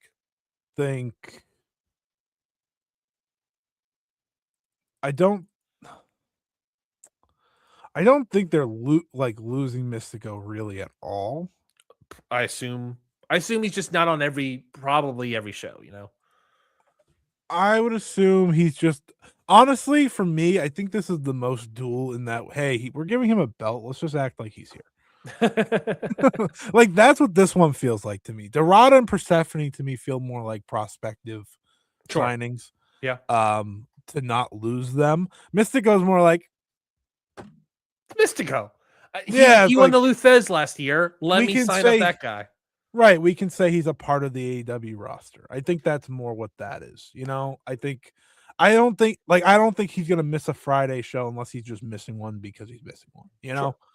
He's not gonna miss anything important that they need him for. No, that's definitely not the case. There's also, and I have not heard anything about this, so this is pure speculation. Look, it also could have easily just been a defensive move, right? Who know? I have no idea if WWE was sniffing around. We know that like they're in Mexico. I'm sure they're sniffing around CMLL to a degree. But Luthez winner. He was previously in WWE. All these sort of things. Obviously didn't go well, but it's a different regime to an extent. Pure speculation. But what if they were sniffing around? It was like, hey, look, you want to go back to WWE, or do you want to still work CMLL and work AEW as well? And this is how you have to do that at this point in 2026. I don't know. That's pure speculation, but I'm excited. I mean, that means more Mystico against AEW people, and that's just what that means to me is that it's Mystico versus a different variety of opponent. So that's exciting. So yeah, I don't know. Could be fun.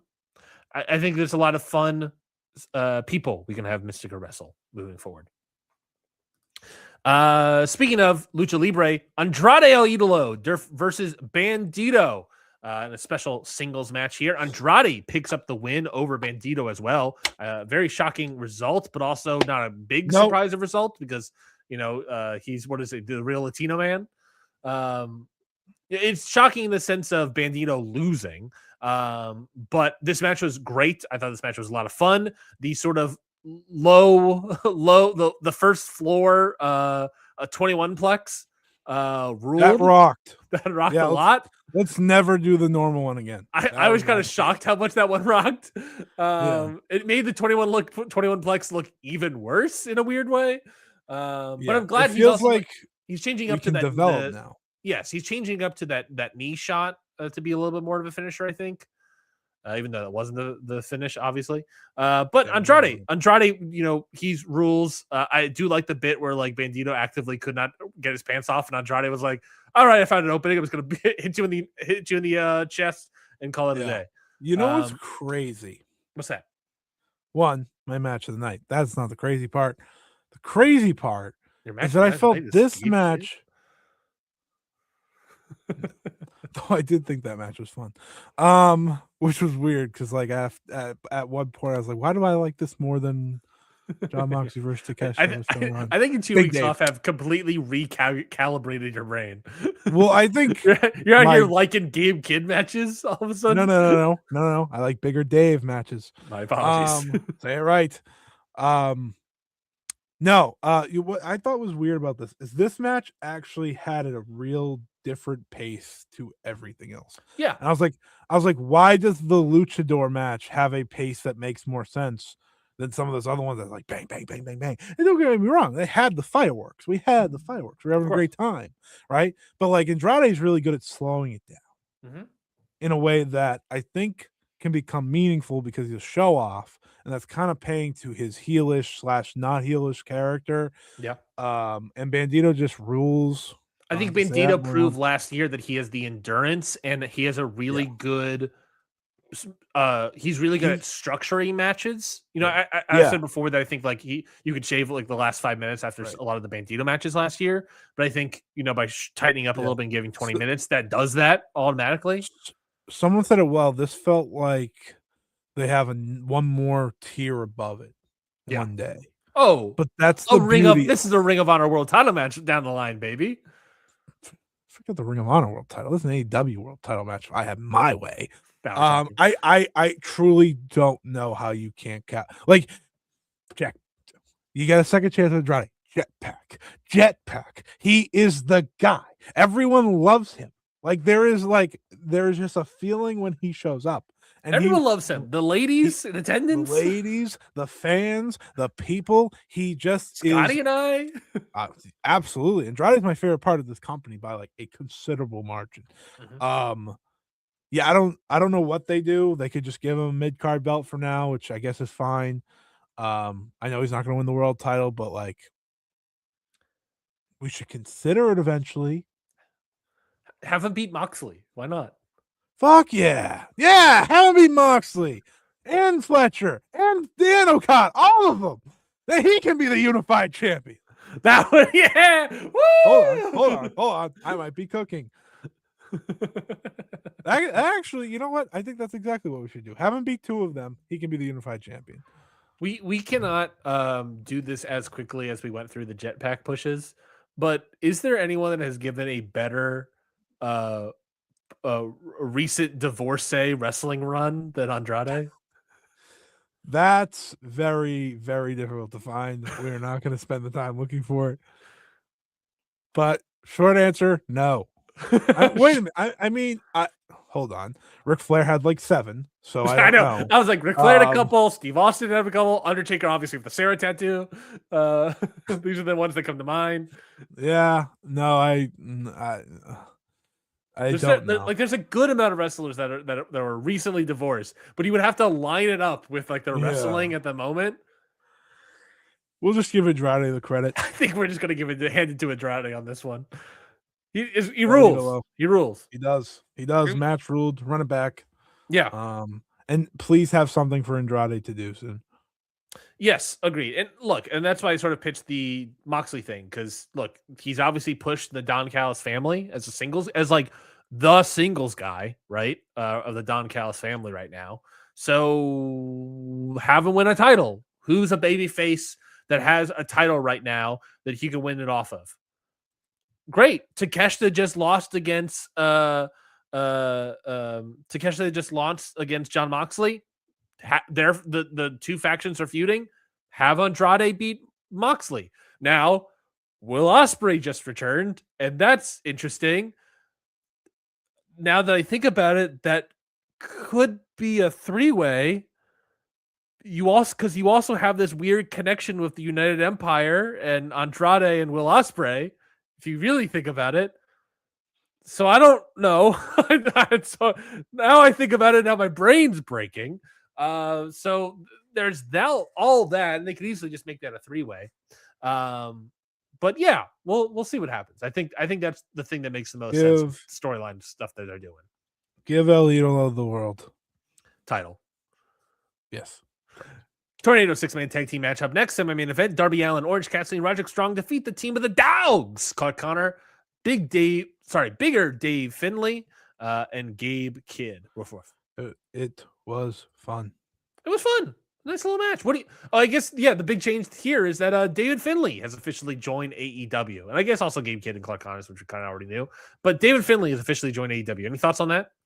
He's second in Tony Khan's eyes to Gabe Kidd, and I hate that. But we're coming out to Gabe Kidd's music. That's not good. It's not good.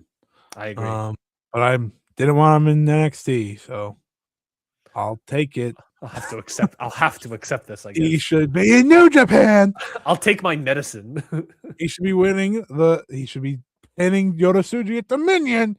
Mm-hmm. You should. I don't get what I want, so this is fine. I'm the opposite of Batista. I don't get what I want.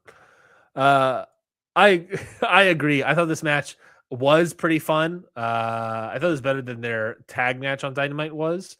This was a little more fun, a little more, chaotic energy because of the tornado aspect of things. And yeah, we're gonna get less lazy. Who got less lazy? Orange Cassidy? AEW, when they make factions with former Bullet Club. Well, it's easy that they're like already the Dogs, and you can just kind of but like Jay White walks in, we're Bullet Club Gold. David Finlay walks in, we're no longer the War Dogs, we are the Dogs. Yeah. Someone said that, why didn't you just do the Dogs of War? That's a better name, and it's basically the same. Wasn't that something with Brody King? Ooh, what was that group? That group doesn't exist anymore. With Brody, wasn't it him and Buddy?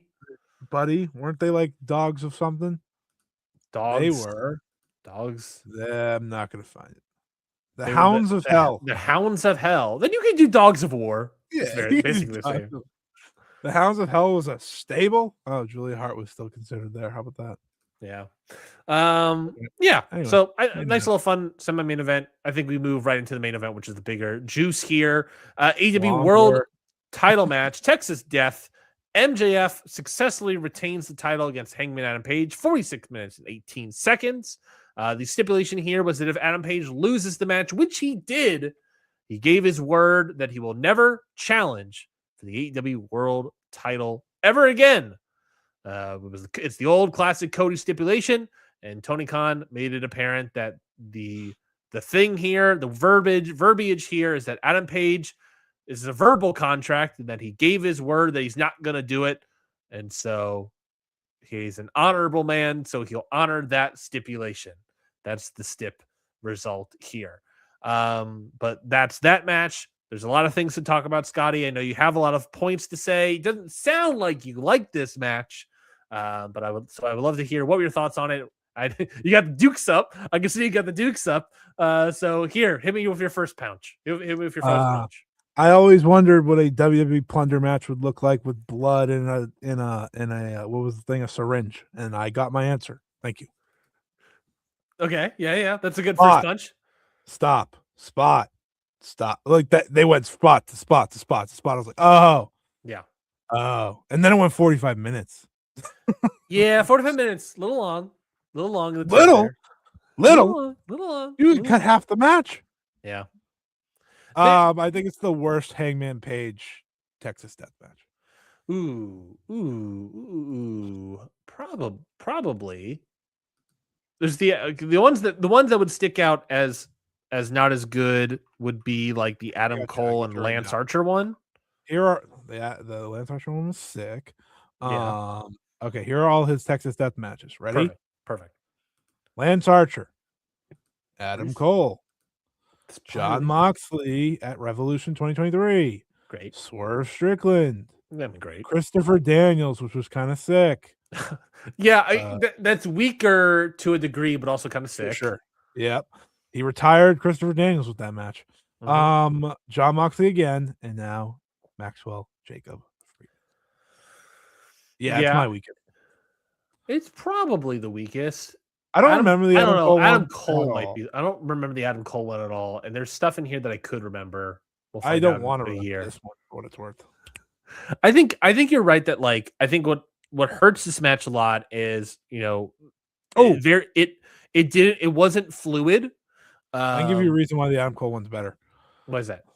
That one was 20 minutes. This one was 46 minutes. Yeah, Adam Cole dressed up like the Halo Man. That's the only thing I remember. I didn't even remember that. It's one of those many moments where I see that happen. I'm like, this is a Texas death match. Why are you dressed like the Halo guy? What are you doing, buddy? It's just I hate cosplay wrestling. Yeah, it might be the weakest. I think that Adam Cole probably fights it. I think you're right. What hurts this match is that it's not very fluid. It very much is spot to spot. I think they also had a bunch of ideas to do, and they wanted to do all of them, and so they did all of them. That's why the length got extended so much. Now, were there spots that I did enjoy? Yeah, I think bringing out the dog collar and doing stuff with that was fun. I thought that was a nice bit of action. MJF seeing the dog collar and like not again and trying to run away but getting caught. I thought it was a nice, bit of business. The light tubes were interesting. I thought that was a nice addition. Them walking to the stage to do the light tube spot was weird, and it made me think to myself, is that a rule? Like, is that a commission thing where they can't do it in the ring? They have to do is it like, oh, because it's too close to the crowd or the glass might, break out into the people, which that's fair.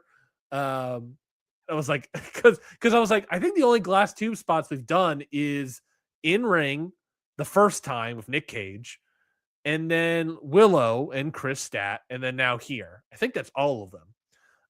So I wonder if that's a new rule they're doing. And Chris Stat and Willow felt more organic to get to that spot. Here, it was very much like, we now both have light tubes, and we're now both walking to the top of the entrance ramp.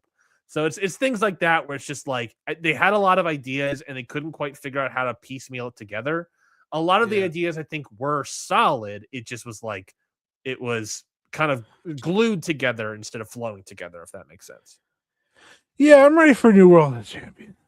Shocked. I'm shocked you said that, Scotty. I'm ready. What do you think about the finish? What do you think about the finish? Hangman Adam Page loses. I thought MJF that was good. wins. I thought that was a good finish. I agree. But I am very ready for a new world champion. Andrade, Kevin Knight. By the looks of it, it's just gonna be Will Ospreay. Just gonna have to wait. Will Ospreay in August. We got a number one contenders match for the world title on tonight, or announced. I don't know if it's happening. I don't know what's happening, but that's that's something to look forward to for you. What do you know what the match was? I guess it's happening right now because it's not happening. I don't think it's happening tonight, but it's gonna be Swerve versus Andrade. Kenny Omega. Tonight or not? Maybe no, not tonight. But it sounds like it won't be on the pay per view again. Well, the pay per view. Well, Dynasty. I guess it could have been. Okay. Well, we'll see. We'll see what happens there. Yes. Okay. Well, that's fun. That's fun. Yeah. I'm fine with the stipulation of the match. I'm fine with Hangman Adam Page losing. A lot of people were on. Would you be so shocked that a lot of people on Blue Sky were upset that the stipulation existed and Hangman lost? No, I'm not shocked by that at all. Yeah. I can't believe how many people didn't think he was going to lose. Yeah. I think it's pretty obvious. And look. Do I not love MJF? Yes. Do I think MJF has done like a better job than he did last time? Yeah. Last time was awful. This is not awful. This is not like the worst shit I've ever seen. You were ready to never watch wrestling again. Yeah. This is not the worst shit I've ever seen. This is I think he's doing a pretty solid job. You're gonna say like this is the second worst shit. No, I watched Jake Lee have a world title match this year. That was if Jake Lee won the world title, that's the MJF level like world title match. You know what I'm talking about? That's the world like the level of world title reign. I'm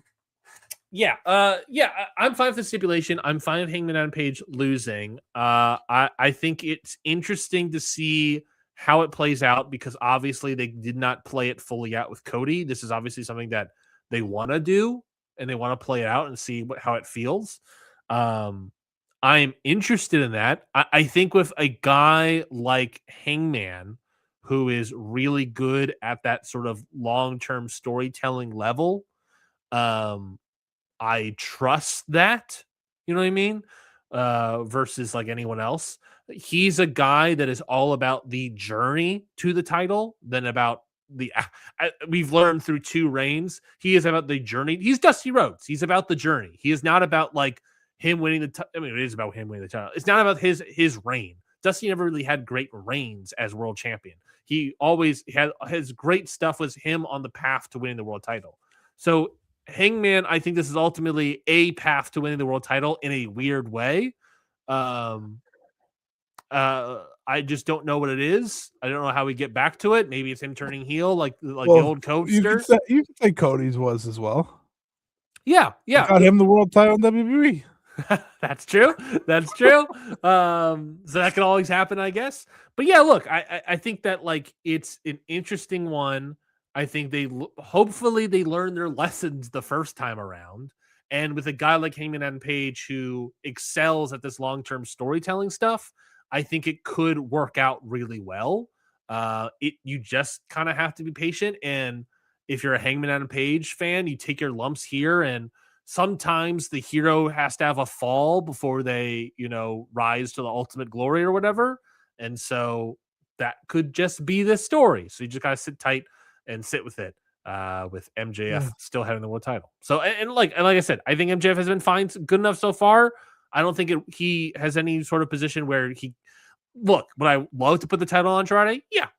But you need to take the title off of MJF right now? Not really. I mean, he's fine. I mean, maybe have a misstep with the length of the match here, but like, it's fine. Speak for yourself.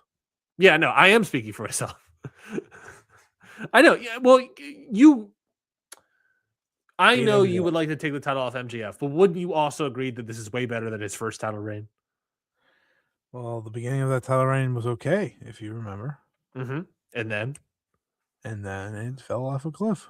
It fell off a cliff. And this so far, I think, is okay, good. I'm an okay, good. And then another cliff. Well, are you saying this is the cliff? No, not yet. The cliff.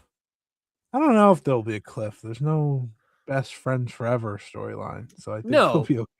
And I think this title reign is going to end up being good because part of the fear is that there is going to be a cliff, but like I simply do not know how you do that because we're both under the assumption that Will Ospreay is winning the world title at All in Wembley off of MJF. And the only way for this to fall off a cliff is for some reason for Ospreay to be the heel and MJF the babyface. And that I'm not going to say is out of the equation because of MJF, but also like what I would be like, what the fuck are we doing if that was the case? Crazy. That would be crazy.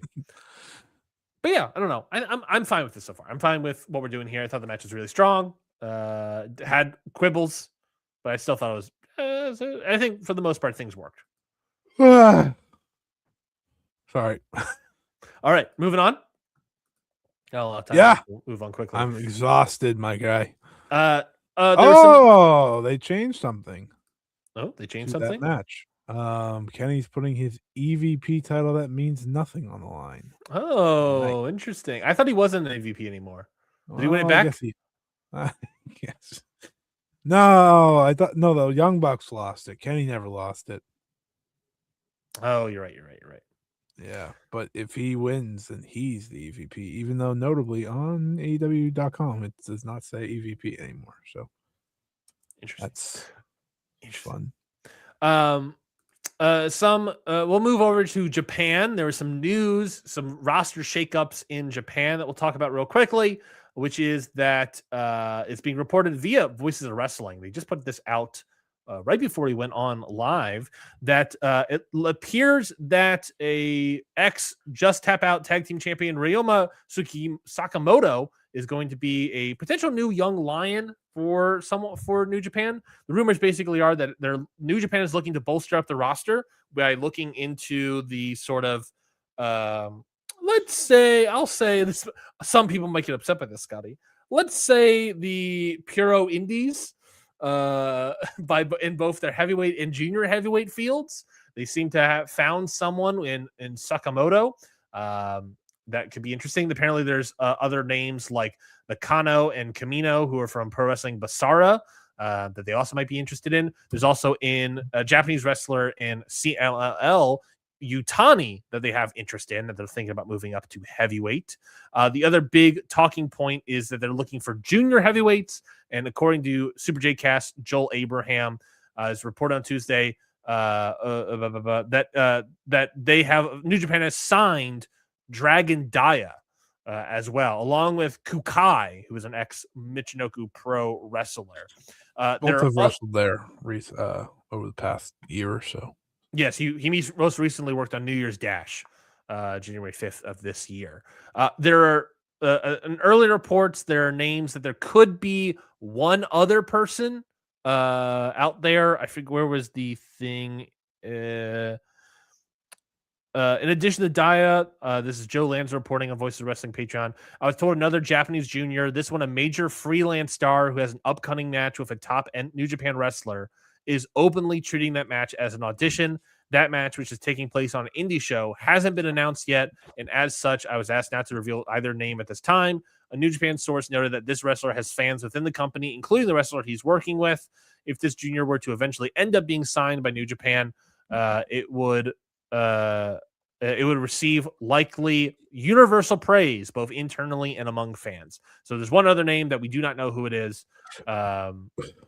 So whoever that may be, we'll find out, I guess, at some point where it's gonna be on some sort of indie show where a wrestler is gonna be facing a top New Japan wrestler. So be on the lookout for that, sort of an audition. But so yeah, some Japanese shakeups. Thoughts on I guess New Japan, any of these roster members bump out to you, but then also thoughts on just like New Japan making efforts in signing puro indie talent to bring them up to the quote unquote big leagues of New Japan. About damn time.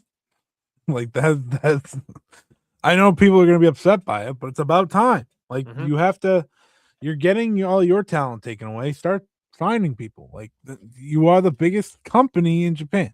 Yeah. You know, like what? I was going to say Stardom. I was going to jokingly say Stardom. Yeah, but they're not. Like, yeah. New Japan, like either way, it's the same company. yeah. You know, like either way, it's the same company. I digress. Right. Like you can sign people. You can sign people that are in Japan, based in Japan, to be part of your roster. Like that is what you should be doing. Like it's gonna upset people, and that is important. You know, I think I think that's very important. Is that it's gonna upset people, and it is what it is. Like Dragon Daya makes sense for them. And then I still think they should consider looking at heavyweights too. I think that's a necessary thing as well. But it makes too much sense not to do, especially in the junior division that we have talked about is just non-existent at the moment. Exactly. Nearly non-existent. You know, so I think that's a step in the right direction. Right before Best of Super Juniors, I don't think that's on a mistake by any means either. So we'll see how it continues to turn out, but it's a good thing for them because they need to retool, and this is kind of how the wrestling ecosystem often works. New Japan just stopped doing it for a long time because they preferred partnerships, but you know, you got to look out for your own eventually, and that's what they're doing. Yeah, this is a thing that New Japan does. These are the thing that every company does. I mean, AEW is an example. That it's a company that you work with another company, and then eventually you scoop up some of their talent. And they're if anything, New Japan just doesn't cut the relationship with AEW like Dragon Gate absolutely is going to. Exactly.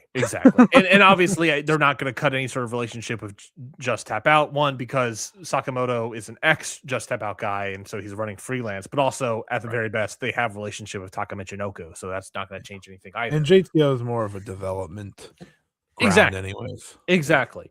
And look, if you're going to be anything for at all, I imagine that they could have maybe scooped up someone from a bigger company in Japan, maybe perhaps. This isn't speculation anyway, but one could think that they probably could have tried.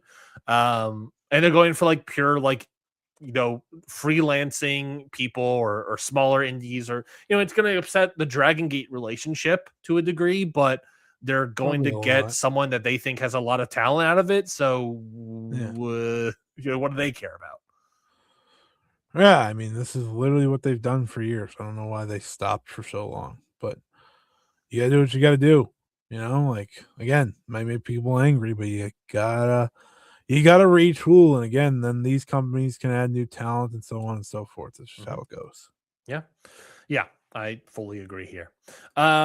Speaking of Japan, let's move over to the Joshi world and talk about Stardom, which just had their Cinderella tournament, which ended on Sunday, I believe, in Yokohama Budokan Arena in front of 1,800 people. Bunch of matches on the show, of course. You had the semifinals for this tournament. You had a Future Stardom title switch, a CMLL Japan women's title switch, and of course, the semi-main event of the Cinderella tournament final between Hanan and Rina, with Hanan getting the win over Rina in 22 minutes flat.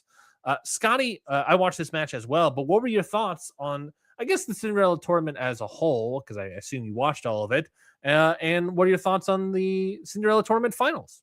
I think it's Taro Oka's first well-booked tournament with purpose.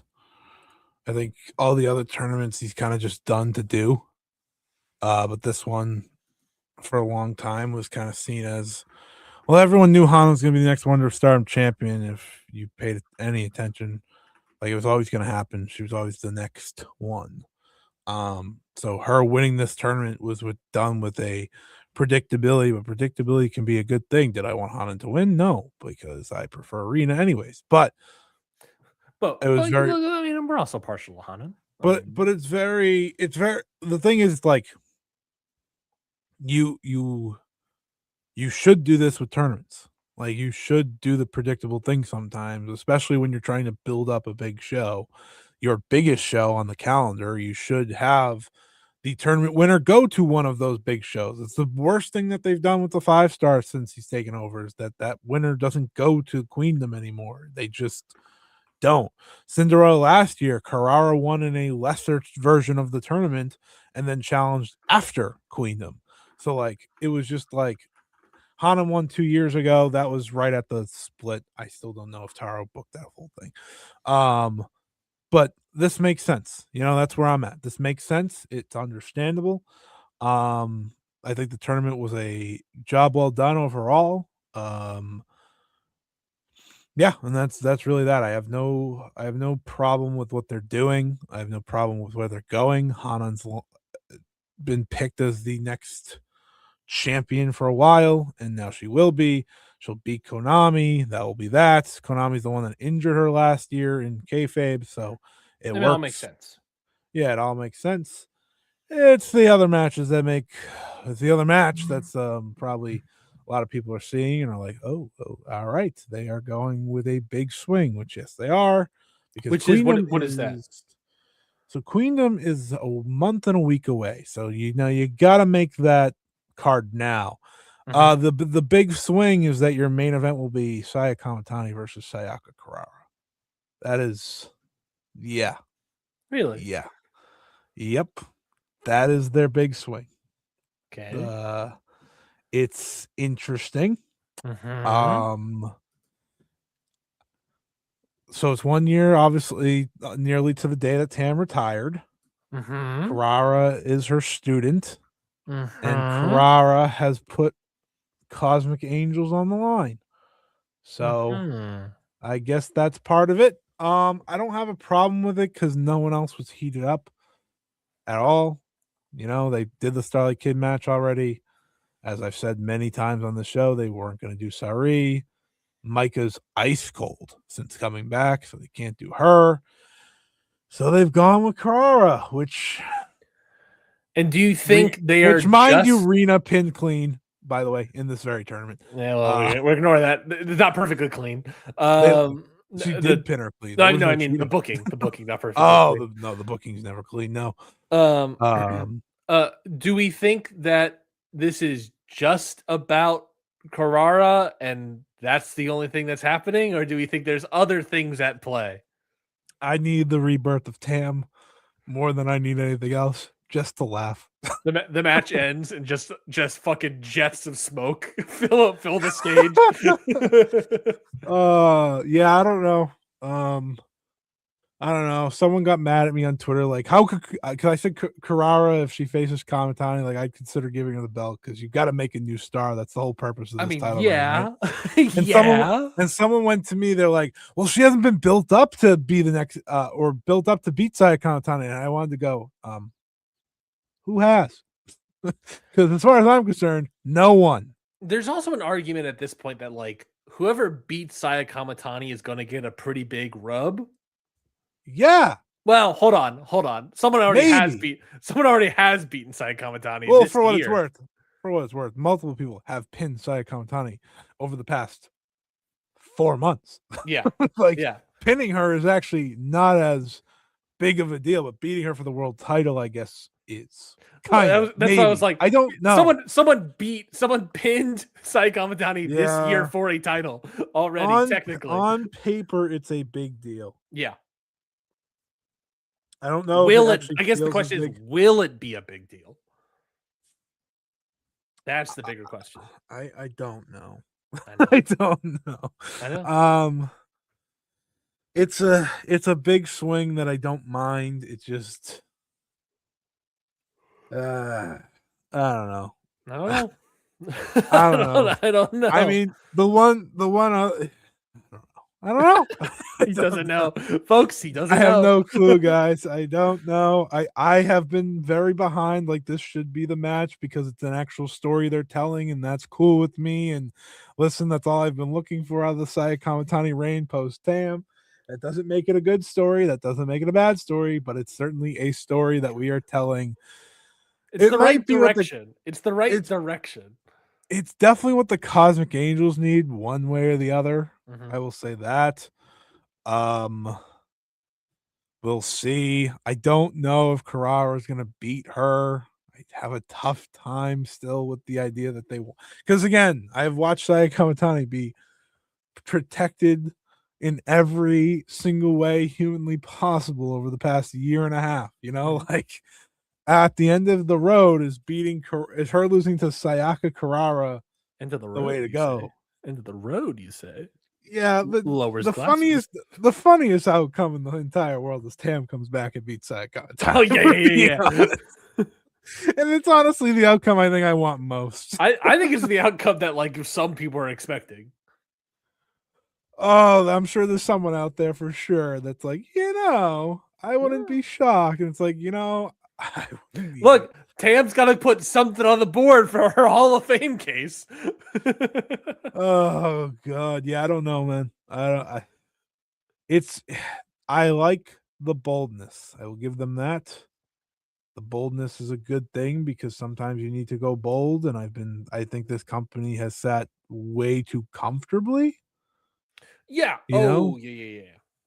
I think that's the rest of the year after April was a year of comfort.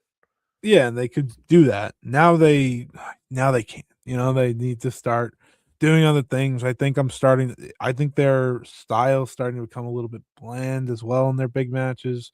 Mm-hmm. If you watch it enough as I do, you start to see a lot of the same things. In many ways, some people call it the Mike Bailey effect. No offense to Mike Bailey, but once upon a time, like he had that very formulaic match, right? And I think that's what Saya has, which is not a bad thing. Having a formulaic thing can very much work, but I think it's becoming Stardom style, and that's a little dangerous. Still great matches. I love Tana versus Rina. I thought it was wonderful. Sister versus sister, really cool. They are telling a story with Rina because she's now lost 2 Cinderella finals in a row. She's also lost these 5-star semifinals. That's my favorite Stardom wrestler. So I just hope she has a match of substance at Queendom. That's the other thing that I think people who are against Carrara are fair in being is like there's a lot of people on this roster that don't do anything ever, or if they do, it's like for a minute and then they go. Well, Like, I'm gonna bring up this comment from Twain Mac because I do need an explanation on this because I don't know. Why is Okada have my demon Hazuki dressed like a clown for a few weeks ago? Time for her to leave and come to the U.S. What do you mean? What do you mean by this, Twain Mac? yeah, she literally dressed like a clown on that show. She teamed with Fukigen Death, who is Gokigen Death. So she dressed like a clown too. I'm glad you said Fukigen Death because I was about to say Death Yamasan. Oh yeah, I mean the same person still. Yeah. I'll just say the reason that Hazuki did nothing for a year is because of the person that won the Cinderella tournament. So don't forget that. Mhm. Fuichan has helped her do some stuff again because Fuichan has a good stroke, but not enough. I'd argue not enough. No. Yeah, I have no idea what we're doing with a lot of things going on, but they have the top 2 matches. Yep. One could argue they're not. Not that juicy. They're not that juicy. But listen, Carrara is the right swing. I will say that if you're going to take a would I pick Carrara to be the swing? No, but it's the swing they need to take right now. Yeah. See what it does. I mean, you're using Saya Kamatani's drawing power to have her face anyone, and you're going to see how it goes, you know? I certainly don't expect them to break the record from last year unless they're just that hot still. And it's just like, that's how it works. Yeah. I think the only way they do that is if they somehow announce Tam. Legitimately. Yeah. I don't know what they're going to do, but they have plenty of stuff to go along the way. So we'll see how it goes. But yeah, that's that. That's that. That's Stardom. We'll check in with them and see how they handle the rest of it. As someone who covers it on a week-to-week basis, it is a fascinating time because we are on the road to building up their biggest show of the year. Mm-hmm. So it's coming together, and you got the world title match. So we'll see how the rest of it goes from here. That is correct. Well, let's move on very quickly to talk about the last bit of action here, which is going to be CMLL has one of their second biggest show of the year. CMLL's, I always hate pronouncing this, Hamon Heye Leyendas show. So they're going to have that show this Friday, March 20th, in, of course, Arena Mexico. We do have a little bit of a card here presented to us. We'll start off with the top of the card, which is, of course, the CMLL title being defended by Claudio Castagnoli and versus Hechicero. What's interesting here, obviously, Hechicero, CMLL, AEW, dual contract stuff. It was also announced today by CMLL that Claudio has also signed a dual contract with CMLL along with AEW. So what does that mean? This is I think this is the first dual contract that's gone really in the other direction with CMLL and AEW. Obviously, whenever someone's had, excuse me, I'm getting a real burpy all of a sudden. Obviously, when someone's got a dual contract in the past, it has been typically, I guess actually no, Takeshita would probably be the first instance of that, I would think, with New Japan. But yeah, you typically when someone has a dual contract, it's going the other direction, like Hechicero or Mystico or Dorada or Persephone or yada yada yada. The list goes on.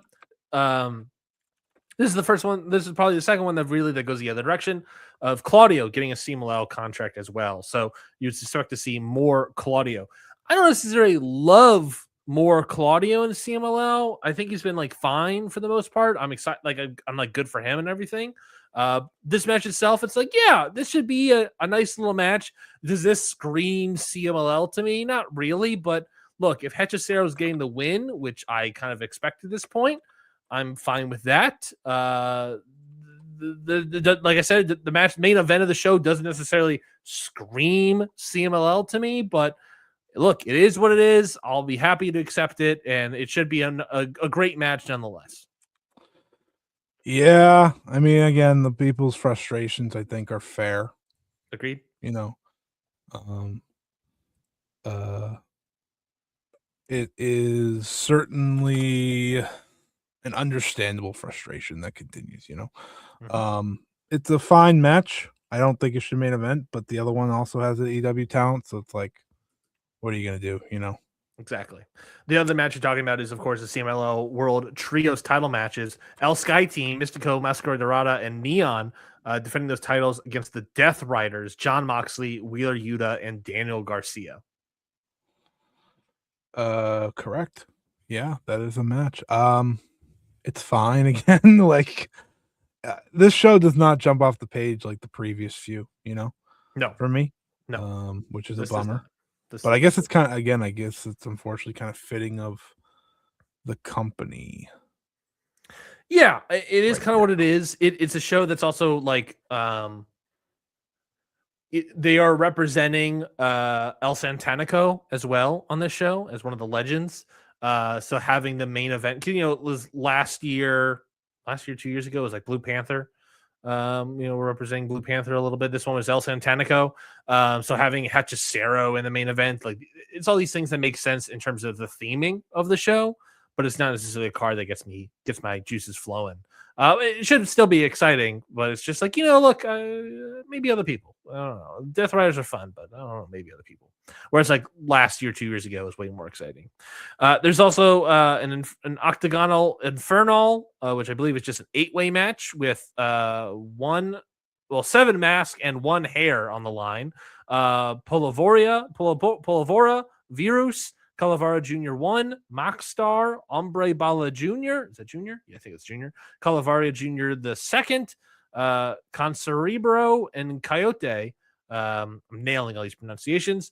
Having an 8-way match. I believe these are all, they're not minis. They're smaller people, though, I think. I don't know. Who? All these 8 people that I just named. We also have a 3-way of Amazons, Marcella, La Magnifica, and Princess Sujit, which, if you recall, I only thing I know about Princessa is that she worked the WWE Mae Young Classic at one point in time. You also have a Legends 3-way with Atlantis, El Santanico, and Blue Panther all against each other. That secretly gets me excited about that match. Other matches, of course, you have Los Infernales, Averno, Mephisto, and Euphoria versus Ultima Guerrero, Rey Bucanero, and Toscano. And you also have a team of Luvia, Zuxis, Dark Silhouetta, and Valkyria versus Persephone, La Jaraticha, La Catalina, and Scaldi. So that's the full card here. Again, show is this Friday. You can watch it in America, I guess, on YouTube or Triller.tv with live stream. I believe with also English commentary. So you can certainly be on the lookout for that.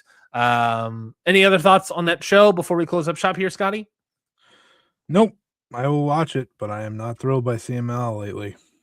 Yeah. No standout, really, huh?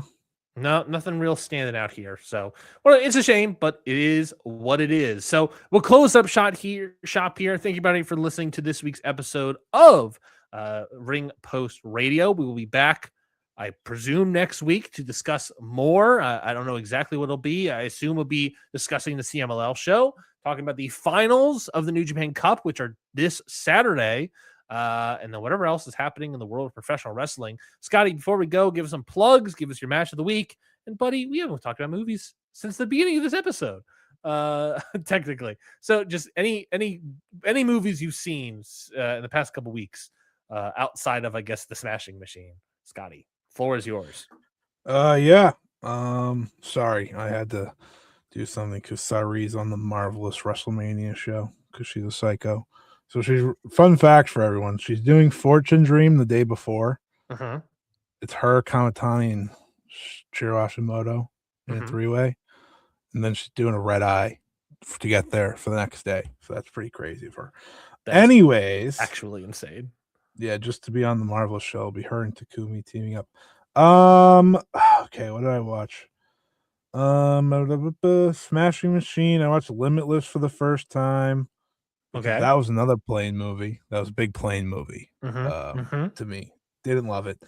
I saw Hoppers in theaters. That was fun. Oh, yeah, the Avatar movie. Avatar 4.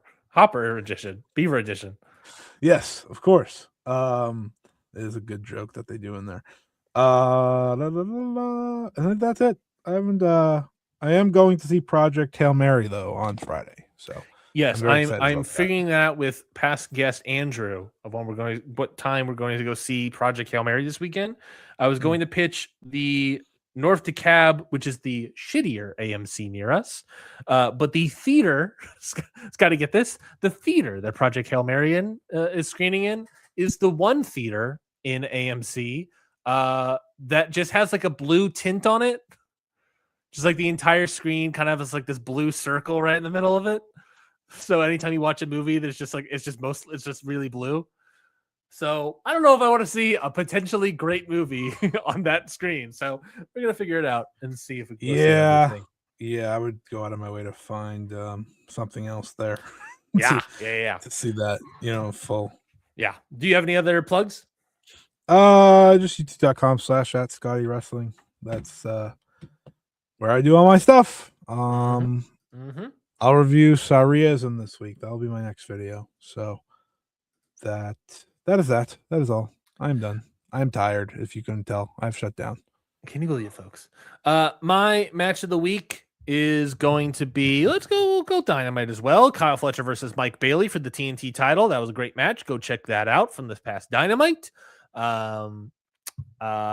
My movies I've been watching about Scotty. I don't think we've talked about that once. Do you know? I don't think we've talked about what my wife and I's movie month theme of March is. I don't think we've talked about it at all.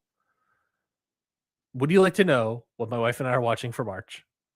Yes. So January, of course, was Francis Ford Coppola, and we drank his wine while we watched his movies. Watched a couple of his movies. February was what do we call it? Movie leftovers, movie takeout, something like that. Oscar takeout. Basically, we're watching any other movies got nominated for Oscars before the big show. March, Scotty, we're watching Air Bud. We're watching the 4 mainline Air Bud movies, and my wife's recommendation. We're also watching MVP Most Valuable Primate. Of course, that is the movie where a monkey plays hockey. So, Scotty, in these past few weeks, I have seen. Well, a couple months ago, I watched Air Bud for the first time. So we're not watching Air Bud 1. We're starting with Air Bud 2, which is, of course, Air Bud Golden Receiver. It's Air Bud, and he plays football. Why are you watching Air Bud? Because my wife really wanted to. All right. We then watched the next movie, which was, of course, MVP Most Valuable Primate, where a monkey plays hockey. That movie, Scotty, was The Drizzling Shits. And then we watched the third movie, I guess, technically in the Air Bud franchise. Why are we also watching this, by the way, Scotty? Because Air Bud's returning in theaters this August, I want to say, for a reboot. So then we watched the third Air Bud movie, which is Air Bud World Pup, which is, of course, Air Bud plays soccer and also gets horny, baby. Air Bud the dog gets fucking horny in this one, folks. And this is where the Air Buddies are born. Little did you know. I've seen Air Buddies before. I've seen Air Buds before. We're not watching any of the Air Buddies. Tomorrow or Monday, we will be watching the next one, which I believe is Air Bud 7th Inning Fetch. Air Bud plays baseball. And then finally, on the last Monday of the month, sadly, there was 5 weeks in this month, we are watching Air Bud Strikes Back, where Air Bud plays volleyball. So, yep, watching the Air Bud movies. If you're wondering what our rankings are, it's Air Bud World Pup, Air Bud Golden Receiver, and then I guess MVP Most Valuable Primate. Because again, I cannot stress enough, Scotty, that movie is The Drizzling Shits. Bad movie. Bad movie. I'm, again, not shocked. That is it for this week's episode of Ring Post Radio. Thank you, everybody, for listening to this week's episode and rejoining us. You know, we took a break off. We're very happy that people decided to come back. So we appreciate you, the listener, for sticking with us during our little hiatus here. We'll be back next week with more Ring Post Radio action. Give us a follow, give us a like, follow us on social media if you dare, all that good stuff. Until next time, have a good one and enjoy your Taco Bell.